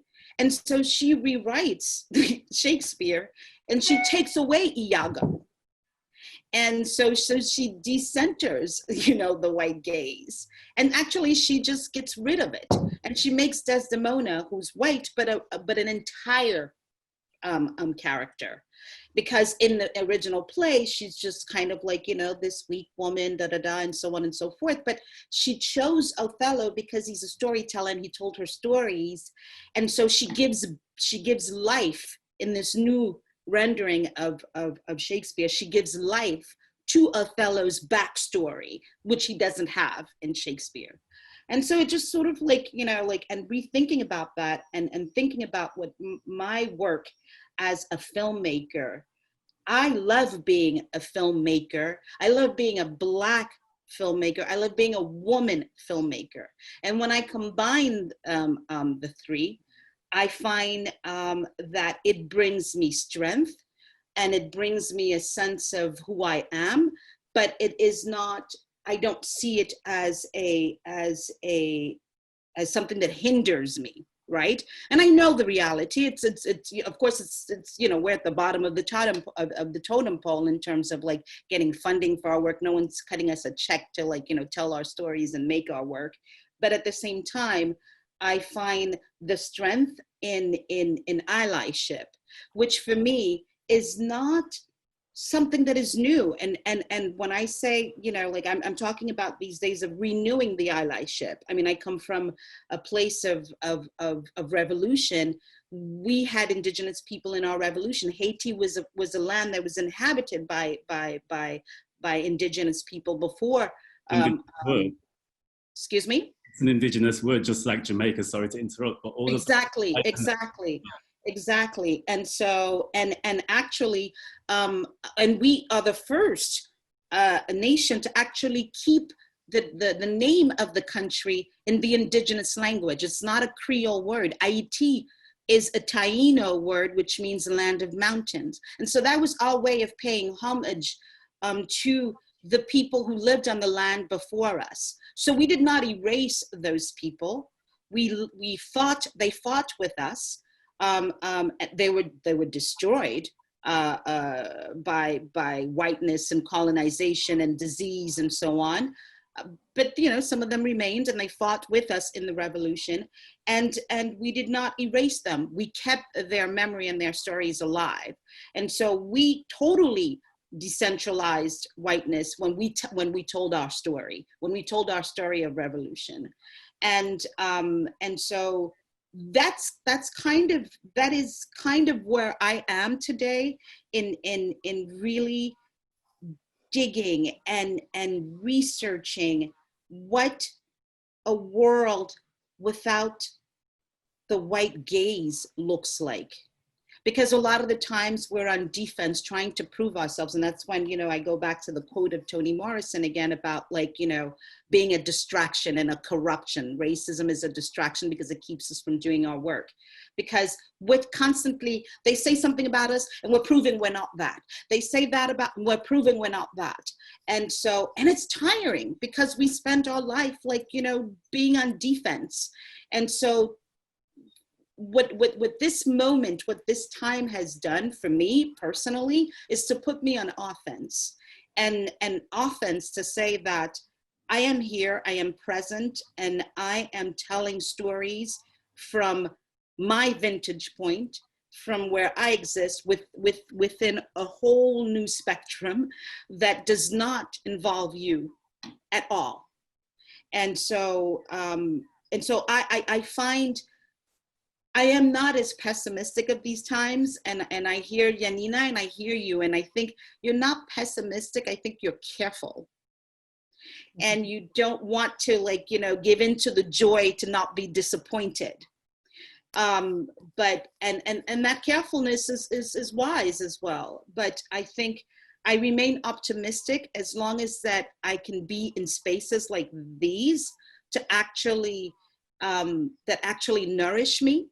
And because I will take what I've learned today and I will use it in conversation with other people, and I will continue to grow this kind of collective in many ways. So I'm a hopeless optimist, and also because I'm a mom and I have, you know, children, and I can't imagine the world not being a space of goodness. I can't imagine giving in to the spectacle of evil. And I think, you know, when we go back to that whole, like, you know, the performance of evil that we see, that the German cop, like, you know, re-performed to even, like, you know, overkill the performance of the white American cop, right? Is all that is distraction. And for me, it is really keeping us from doing the work that we're supposed to be doing. And I say we have to refuse to be audiences of that spectacle. And once we refuse to be audience of that spectacle, we can breathe and we can tell our stories, and we can tell our stories to ourselves, to our communities, and to our allies. And if white folks want to listen, that they listen, but we don't have to educate them. And there is that kind of, like, you know, that pressure of, like, when you're an activist, it's just like, yeah, we have to, you know, do this and we have to show them, we have to. No, I think we have to first of all remain sane and find spaces of wellness so we can continue to be there for our people and our allies. And if we try and hold on to this idea of optimism and focus on what Natasha called the destination, where we want to get to, the vision, this radical imagination, right? And if we put aside the distraction, if we decenter the gaze, I think part of that journey is creating alternative ecosystems, creating systems for ourselves. And Natasha will come back to you later on about this particular idea, because Natasha had an excellent metaphor, which was talking about the bakery and the crumbs, right? And the fact that now we're given crumbs, but we need to be the bakery. We need to, anyway, Natasha, you can tell this metaphor much better than I can. But in any case, yeah, it's about creating alternative ecosystems. So Guetty, you have, like, a vision which is kind of being realized now through some of these initiatives which you've mentioned, and and based on your current activities of like of a new kind of ecosystem, which is not just centered on profit, because, you know, as we've said several times, and as Natasha, you said very clearly, capitalism is steeped in our oppression. Capitalism is entrenched in colonization, and colonization is entrenched in capitalism, and slavery, and, you know, all of those other phenomena that we know about white supremacy. And so tell us more about this vision, Guetty, of an alternative ecosystem in which profit wouldn't be centered, and it would be centered more on other aspects of life. I think there are several, and I think also like beginning to recognize that we're part of a global majority and not a minority already. I mean, and when Pauline speak of, like, you know, when you start to multiply, and you realize that no, we're not minorities. And these are words, I've decided to be very impeccable with my words as well. You know, this is a decade where I'm going to be impeccable and intentional with my words and everything that I say. And so when I think of that, I find strength in the fact that I am part of a larger group of people, and it is up to us to tap into this larger group of people through movements of solidarity on every level, as storytellers, as activist storytellers, and to connect with them and to create an audience base, but also to create a base of producing works together. I want to move away from the paradigm of Hollywood in many ways, because I don't believe in integrating a system that is fraught, that is a failing system that continues to profit on the destructive images of Black folks. One of the things that, you know, that came about, like after George Floyd, was the pressure to stop making films about cops, you know, cops as heroes. And because, of course, these films are profitable, and Hollywood makes money, you know, and they're a money-making machine. But that money-making machine dehumanizes us. And so do we want to integrate a world that continues to dehumanize us and profit from us? And do we want to integrate that system and take over their place, but to continue to perpetuate the same system? And so for me, it's about creating like new paradigms and new partnerships and new solidarities, in creating that ecosystem, which is being done already. You know, this for me here right now in this space where we are talking and exchanging ideas is already that ecosystem. Right? I rejoice in the fact of knowing that Pauline in Australia, now I can say to her, listen, I'm making this film. I'd like for, you know, like for you to like show this film, you know, and let's tap into your audience there. And what are you doing so I could show to people in Haiti? I rejoice in that idea that system, I'm not creating it, it's already there. It's about tapping into it. And this space is allowing us to tap into it. And so if we decentralize our focus and put our energy into these movements of solidarity, I think we can definitely grow something that is beyond what, you know, what Hollywood is doing. And I think we just have to shift our gaze from them, because it's true. I mean, like, you know, Pauline, you mentioned of like, you know, even like the way we tell stories are through this, you know, like Carl Jung's, you know, archetypes of like white angst. I am not concerned about that. And I saw myself being completely intolerant to certain films. I mean, I go through and I'm like, no, I do not want to see this again, you know? And I think, you know, I'm not, when I speak to other Black filmmakers and I'm, you know, we're talking about what we're interested in these days, and it's not like the films that we're seeing that they keep doing more of. So eventually, and I was, you know, we were saying this, Themba, that I think they will become insignificant and irrelevant The more we grow, the more we bring together our stories and our ways of telling our stories, the less significant, you know, they are. And so for me, it's about not like purposely erasing them, but I think they will eventually erase themselves. So I'm not even like, you know, worried about them. It's just like, I'm not worried about like, you know, racism as it's a construct that was created by white folks, so they need to deal with it. I'm worried about like the system of capitalism and what, you know, what it continues to do to us, and how the system that creates images continues to profit from dehumanizing us for the sake of profit. And as a part of that, you sort of kind of feel like, I was saying this to Themba last week, you know, I'd love for my nieces and nephew to have this freedom of thought, to be able to dream and be big without us having to teach them to suppress emotions at very early ages, because you might get in this sort of kind of, you know, like, because racism, you know, we try and gain them up and armor them up in a way very early, very young, so that they don't have this freedom of expression in the same way as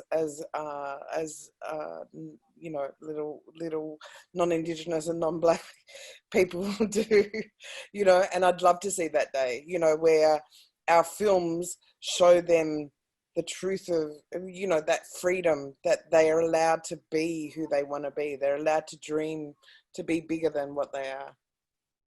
Thank you both of you. So I'd like to segue on to Janaína, whose contribution I hope will very much intersect with what all of you have just said, particularly on this point of freedom of thought and of shifting the conversation. When Janaína and I spoke last week, one of the important points that you rose in terms of the idea of an awakening is this idea of decentering the gaze and shifting that conversation to a conversation between us in the way that we're doing this now, right? Which decenters that thing that we have to fight against, or that we have to struggle against, into the destination which we have to reach. I wanted also to return to this idea of temporality, the fact that, you know, change for Black and brown peoples is not a kind of self-realizing prophecy. That change can take place now. We're often told, you know, we saw this in many of the statements which were written after George Floyd's death. They were basically sentence statements which were white-centered, which said, we can include you, we will do more to include you, right? And so they very much centered that whiteness. Janaína, you quoted Denise Ferreira Silva, and who talks about the idea of a collapsing modern subject and futurity. So walk us through what that means for you, and then we can talk about shifting the conversation. Yeah. First, there's been a lot that been said, so I'm processing those informations, you know, and I do share the same gratitude mood in terms of being able to learn about, you know, what Pauline is doing, what Guetty is doing. I know more Natasha's work, so we had this opportunity earlier. I don't know, maybe I'll just, you know, just to make myself clear, you know, the thing is that, you know, I don't believe that we, when I'm talking about being optimistic, I'm not talking about what I do in my practice, in my community, in everyday life, because I told that to Themba, we've been doing this for centuries and we keep on doing. And that's why we are surviving. That's why we are the future. Particularly we Black and Indigenous women, we are the future, because we are the one this whole system has turned out invisible and ignored the most. So we've been doing these movements and I'm keep on doing this, and that's it. So I'm just not, you know, following this international trend or enthusiasm to feel that something is happening, because Natasha pointed out a very, you know, interesting way of thinking about, you know, when Trump said something about the space, you know, it's a kind of, we can understand that also as a way of capitalism trying to reinvent them itself. It's dying. this is what Denise Ferreira da Silva has been talking like for decades, you know, we live in the end of the world as you know it, but it doesn't want to die. So what we are living, facing this whole, for example, this whole wave of right wing, this all white male reacting, this Christian thing, this is capitalism dying and reacting and not accepting it's dying. So it's violent. That's why I'm not optimist in that sense, because it's going to keep on resisting in that way. And, you know, it's in that sense. But at the same time, I'm still doing things. And I do believe that's the way things are. And things are happening. I was telling you all before that a lot of, for example, there's a whole of films that have been made during this pandemic time about quarantine. And they are bringing by Black filmmakers, and then young ones. I mean, that means that they are less than 35. And they are bringing such a kind of poetic space of breathing in terms of, they are not detached from reality. They are not necessarily dystopic, but they are facing and processing so many different and innovative ways, the things that we are living now.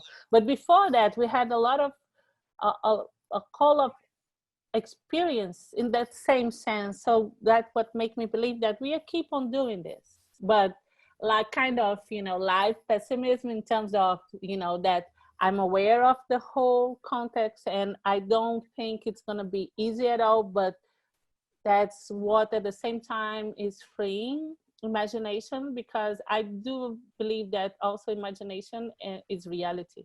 You know, that's that's in the same flow and in the same perspective that we are living. And when Natasha, for example, was talking about the time idea, the form of perception of temporality, I do think that we are more in a kind of spiral than in a cycle, in the way that we are coming, but we are going somewhere else. And that also has to do, for example, with many Afro-Brazilian religions in the way of African descent, ways of understanding time. So we have to, I think the ways of understanding, of living and freeing imagination and freeing the practices through the things that we have been doing before all this, you know, I mean, not before, but, you know, during all this time. This is what I think I'm kind of optimistic about it. So, and also to quote Toni Morrison, she gave an interview in 1993 for a French magazine, and then she said something that about this relationship between centers and margin, and she said something like, I'm gonna stay out on the margin, let the center look for me. I think this is what we're living in terms of, you know, yes, I'm not interested in that. I told Themba that because usually when, just also to you know, to relocate the quote about allyship, usually when we talk about allyship, we talk about to connect with whiteness world, because they need to balance and understand and to create. We had the bond, we just have to meet. We are just, it's not something like net, we are partners. It's different. We are together in the, you know, in the thing. We just have to find out how we collaborate and make things work. You know, Pauline was talking and I was just like, oh man, I have to do this program and I have to bring those films and I want to, you know, I'm curious to know, and we keep on doing this, but to have allies for white spaces, this is what I was saying that is tricky and it's not, you know, stable. Because for example, we are doing this, but also we work with film festivals. We are talking about films and it's an industry and it's capitalism, you know, and it has this capitalism, as capitalism, it has this, you know, ability of changing, of, you know, the form and the shape and connecting and making everything and including diversity you know, in a way that tokenizing us all the time, in a way that we even sometimes we don't feel about it. It's just like, oh shit, I'm again in the same situation. So,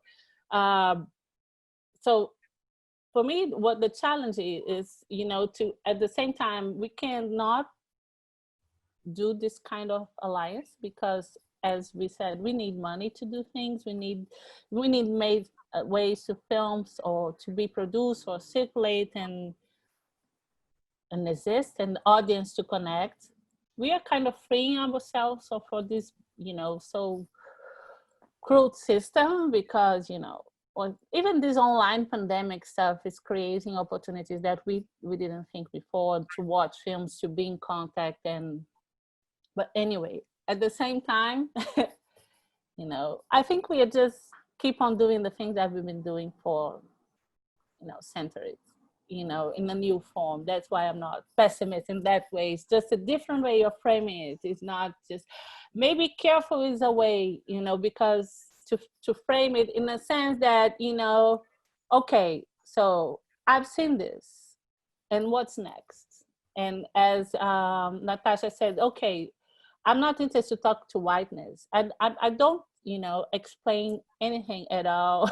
You know, sometimes I get really, Natasha saw that, we get together Yeah. angry, but, you know, and we fight, but, you know, but clearly having understanding that we are doing this, but we are doing this in a very wide, inside a very wide organization that's Swift, you know, historically, you know. So there's not to, maybe this is, I'm in a Virgo year, so I'm so pragmatic in the sense that I can't detach myself from, you know, structures. And I do see that, I do think that things are going to get harder because as things are, you know, the system is really like failing. And we are always the weakest part in terms of the capital. So we are gonna suffer. We are suffering now. You know, how many Black folks are dying because we have to work. Here in Brazil, it's crazy, you know, how things are going. We are going out from the quarantine without getting in. So people talk about a second wave, and I feel like we are in the, you know, that Hawaiian wave that has kilometers and takes 30 minutes, 40 minutes to end. This is our pandemic situation because we have like 1,000 deaths a day, and it's almost a month, and has no perspective to be, you know, any better. And then the government is saying you have to go out and work. Everything is working, you know. So this is a kind of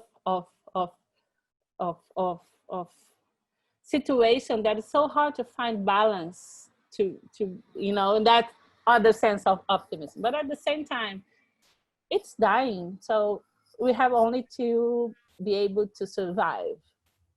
And I do agree that doing this kind of conversation, get to know each other, you know, just to set up the terms of our partnership.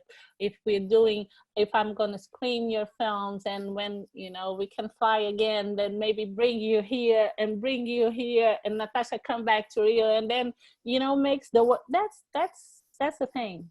So basically what I'm saying is just that we're going to do the thing. We are the solution, and they know that. You know, I heard for, you know, one of the biggest film producer here, he was just like, oh, I don't know about your work, but I do understand that, you know, the things that you're doing is now the things that business should be focused on doing, like in terms of modeling, because we've been surviving the crisis. They talk about, oh, we have to do something about the film crisis in Brazil, but, you know, film industry in Brazil is so excluded. So, but now they want to learn how we succeed to survive that historical exclusion, and, you know, kind of appropriate the model of doing films, of making the film circulate. You know, we are kind of the avant-garde of films, and they know that. So this is also a thing to be careful with, but also to be optimistic about in terms of we're going to keep on doing things as we always did, you know, just have to survive Corona first. That's the most, I don't know if I answered you, but I know.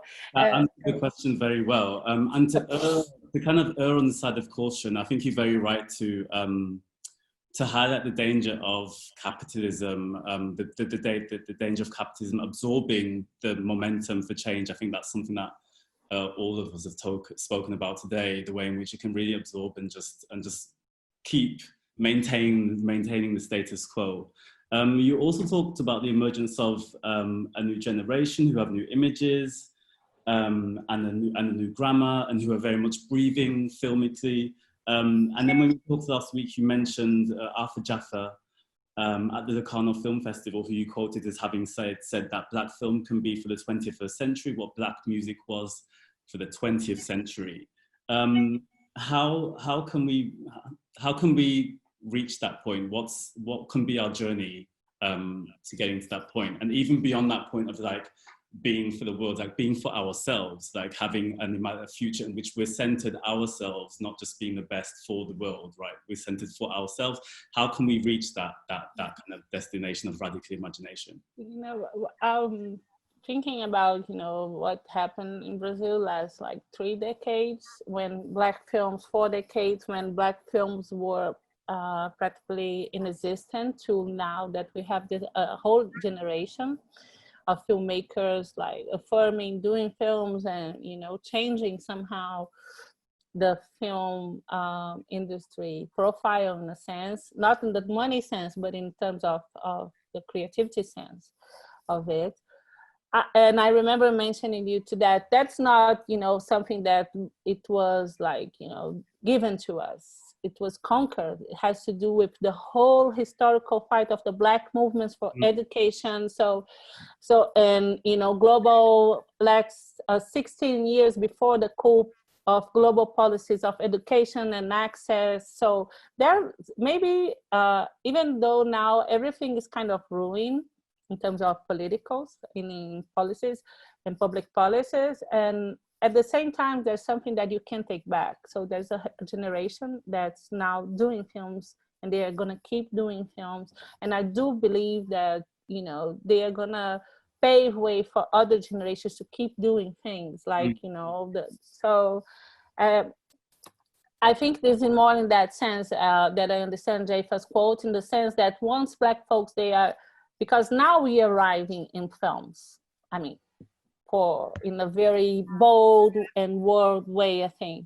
And now that we are there, we are changing the paradigm. We are changing the models of way of putting things, of processing things. We are changing the audience too. So I think it's in that sense, like the parallel with music is that we are becoming central to the film experience. So they can try, but they have to dialogue with us no matter what. That's how I understand. And for me, in terms of the film, thinking about Black films in Brazil, that's also make me believe that we are going somewhere else, you know, because you can take back education. You can take back, no matter what, no matter how bad the crisis is, you know, we are going to keep on doing things. And because now we are more of us doing, I think Eddie said something about that, you know, how, you know, she paved the way for people not to have to do the same thing. That's what I've been doing. And I do believe that this generation that's now here, they have the clear understanding of the process, you know, and how important everything is to the future in that sense. Thank you. So you mentioned that we're going somewhere else, and this is a question that I wanted to take to you, Natasha. Where are we going, really? You've mentioned the fact that Afrofuturism, in many cases, was prophetic of what we're experiencing now. You've talked about that in relation to your book, in relation to W.E.B. Du Bois' amazing short story, The Comet. Do you think that we're in a loop in which history is repeating itself? And if we are in that loop, how can we break out of that loop? Or do we need to break out of that loop? What's the temporality for change?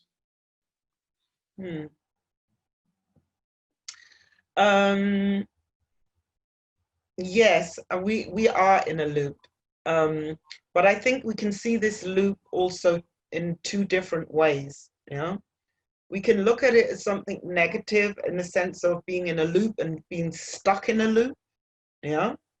And this is, I think, what we are limited to do through our Eurocentric programmed minds. But if we look at it through an Afrocentric lens, we're not using the loop the way it's supposed to be used. We're not circulating life. Life has always been a cycle. And if we look at it more in that way, then we're using this loop wrongly, to put it that way. And we should be using it in a different way. But to be able to do that, I think that it's not necessarily only about aiming at the results, but actually being more process oriented. For example, as in, I would go with what Pauline just now said, especially with when I look at my kids. For me, it was always important for them to understand and see the structure, to be able to operate beyond the structure. So it's like having to educate our children step by step to understand the structurality of racism, to be able to go beyond it. Because if you don't understand the structures of racism, and racism, sexism, capitalism, and the entire matrix, we get stuck in the matrix, because we don't really see what we're fighting against, and we don't even see the way out, So I think that this is like really important to go more like step by step by step by step, and not to see, oh, that's the big thing at the end, whatever that might be, in some kind of utopia, whenever we get there, wherever we get there, but to take it more as one step at a time, understanding the structure, to be able to dodge the structure, to be able to survive. And I literally, listening to all of you, think that's the way you all work anyway. But making it more, manifesting it more as a part of the process. I think that's what literally needs to be in the toolkit, so that our kids don't have to go through what we went through, what our grandparents went through, and their great grandparents, and all the way back. Already giving them that exact screwdriver to, okay, next move. And so that it's kind of like over for them in a second. Because what I don't believe, and this is, I think this is an awareness that I'm coming to after doing this, being in this for the past 25 years, is really that we're not going to beat the system. I do believe that it's important for our reality and to even have breathing space, that we are in time now, so to say. There needs to be people in the system fighting the system. And I did that for the longest part, where I was like, okay, but wait a minute. The system is not going to kill me. That's kind of like was not my space of my setting. So what we really need is a system to beat the system. And this goes back to the idea of us creating a system, be it an economic system, a health system, for we need Black banks, we need medicine for Black bodies, we need digital vectors or algorithms that are not programmed by white people, and so on and so on. So the entire market. So we need a system to be able to beat the system. And I think by going inside, so these are like two different ways of dealing with the same problem, maybe. I'm not going to say to anybody, don't go in the system, or don't, have a job, or don't work, or, I just chose for me that that's not what I want to do anymore. I want to be more community focused and more, instead of reacting to something, like Guetty said, I want to be proactive. Yeah, I want to be proactive, which allows me to be creative, which allows me to think outside of the box and deprogram my Eurocentric mind, especially growing up here in Germany, going to school here in Germany, studying here in Germany. It was totally, I was like, okay, wait a minute, stop. Deprogram all of that, unlearn of all of that, but be aware that I'm unlearning it. And use the process of unlearning as also as a creative process of constructing and creating something by way of doing it, so to say. And then to get back to the metaphor of the bakery, this is, I think, what might go to with what Janaína is saying, that practically I think that it's like when the system or be it the decision makers, be it your boss, be it the bank, be it whatever, yeah, allows you to enter, yeah, they will say, okay, you can enter, be it if it's a bakery, for example, but we don't really have a choice. So we have a bakery with all these beautiful cakes and buns and breads. And I don't know if you've ever been to Germany, but I think German bakeries are one of the most fantastic things in this country, because they have like all these cakes and wow, and everything. You don't even know what to choose. You're standing there half an hour. But first of all, do we have access? Yeah, this is where the whole problem starts. Do we get into that bakery? Now they're allowing us in, yeah, post George Floyd, so we're allowed in the bakery. The next question is, do we have a choice? Yeah. Then they will give us the little section to choose from. It's not like we have the whole section and we can choose everything that we want. They will give you the little section. You're allowed to choose something from over there. Yeah. So over there is like the rest of the cake where you only see the crumbs. So they're giving us crumbs right now. This is what we get. We get the crumbs. Yeah. And we are fighting as communities and in solidarity, all communities of color, fighting for these crumbs. Who wants the bigger pieces of the cake?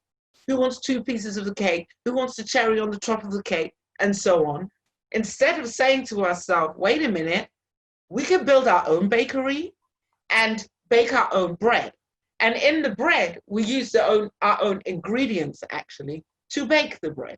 Yeah, so that we feed on what is good for us. Yeah, so then again, it's another cycle. So what I'm trying to say is that everything happens in cycles. It's just the influence of how you want to put what you put in this cycle and what you take out of it. No, because there's no beginning or no end of anything, but you can influence its rotation. You can influence how fast it goes, how slow it goes, or if it doesn't move at all. And I have a feeling that right now we are just stuck in a space where we have been put, you know, it's like really like the infantile child put right there, yeah, to function for other people. And so now they're offering us the crumbs, wanting us to be happy, yeah, because we have gained so much. We have gained entrance to this bakery, to choose from the crumbs, to share the crumbs with 2/3 of the world population, while they have the entire rest of that bakery. You know? So this is where I'm like, we need our own bakery, as in we need our own system to beat that system. They can keep their system, they can keep their bakery, they can continue baking their bread and putting whatever, you know, cakes inside of it, and biscuits and whatever. They can continue to do that. We're not going to destroy it like they came to us and just tried to destroy it. They can keep that. But on the other side of that, we're just going to need our own stuff. And I think that would be the better way to survive. And if we, in any way, want real allyship, then allyship will only function on a structural level. That means from system to system, and not from individual to individual, because we do not have the same privileges, the same accesses, the same even human rights when it goes right down to that, you know? So what kind of allyship, on what level would this allyship even function? If it's, how is it to function? This is what I'm realizing, especially growing up here in this country, it's always going to be uneven for us, you know? And we're still at a point of really retracing Black German history, rewriting Black German history, even proving our existence. That's where we do not exist. Yeah, we're migrants. Yeah, it doesn't know. I mean, I've been living in Germany over 40 years. I'm still a migrant. And then I'm always in this discussion of where are you going next and where do you come from? Yeah. So you're always put in this process of moving anywhere, you know, and not belonging. Yeah. And I stopped migrating. Actually 40 years ago when I actually arrived, I stopped migrating. But you're not put in this, you're still, even the way they deal with us as a people, like there's race, as in the US sense, way doesn't exist. They talk to us of people with migration background. So they don't use race. So, and they even want to delete race from the German constitution. Yeah. So what would be the result of that? I mean, like they did in France, which is a whole another conversation maybe, but it's, I don't know. What I'm trying to say is that practically we need our own system to beat a system, and to get this system, we need to understand how that system functions first, and not to recreate that system within our communities, the hierarchies, the power structure, the matrix within our communities, which I see happening, unfortunately, in a lot within the Black German communities, because maybe we don't even really have any role models of how can even our community function without the majority society, because we've never been in that space. And I think this is something completely different than in the US, for example, or even in Brazil in a different way, you know? So I see even these cycles again being repetitive, that the moment our community does gain whichever form of power, they start recreating the same hierarchy and the same structure, which is going to actually lead us nowhere. So it's not, instead of creating your own system, they're creating a system within the system, which I don't think is very fruitful either. We need an independent system that is self-functioning, where all parts of these systems are interconnected, be it Black business, economy, politics, whichever way, and that functions and stands on equal grounds with the other systems. That's where my ideas of future go. You know? And the question then is actually how to get there is, first of all, understanding the systemic dimension of racism, understanding that racism might be very specific in each of our countries, but the ideology underlying world societies is the same ideology.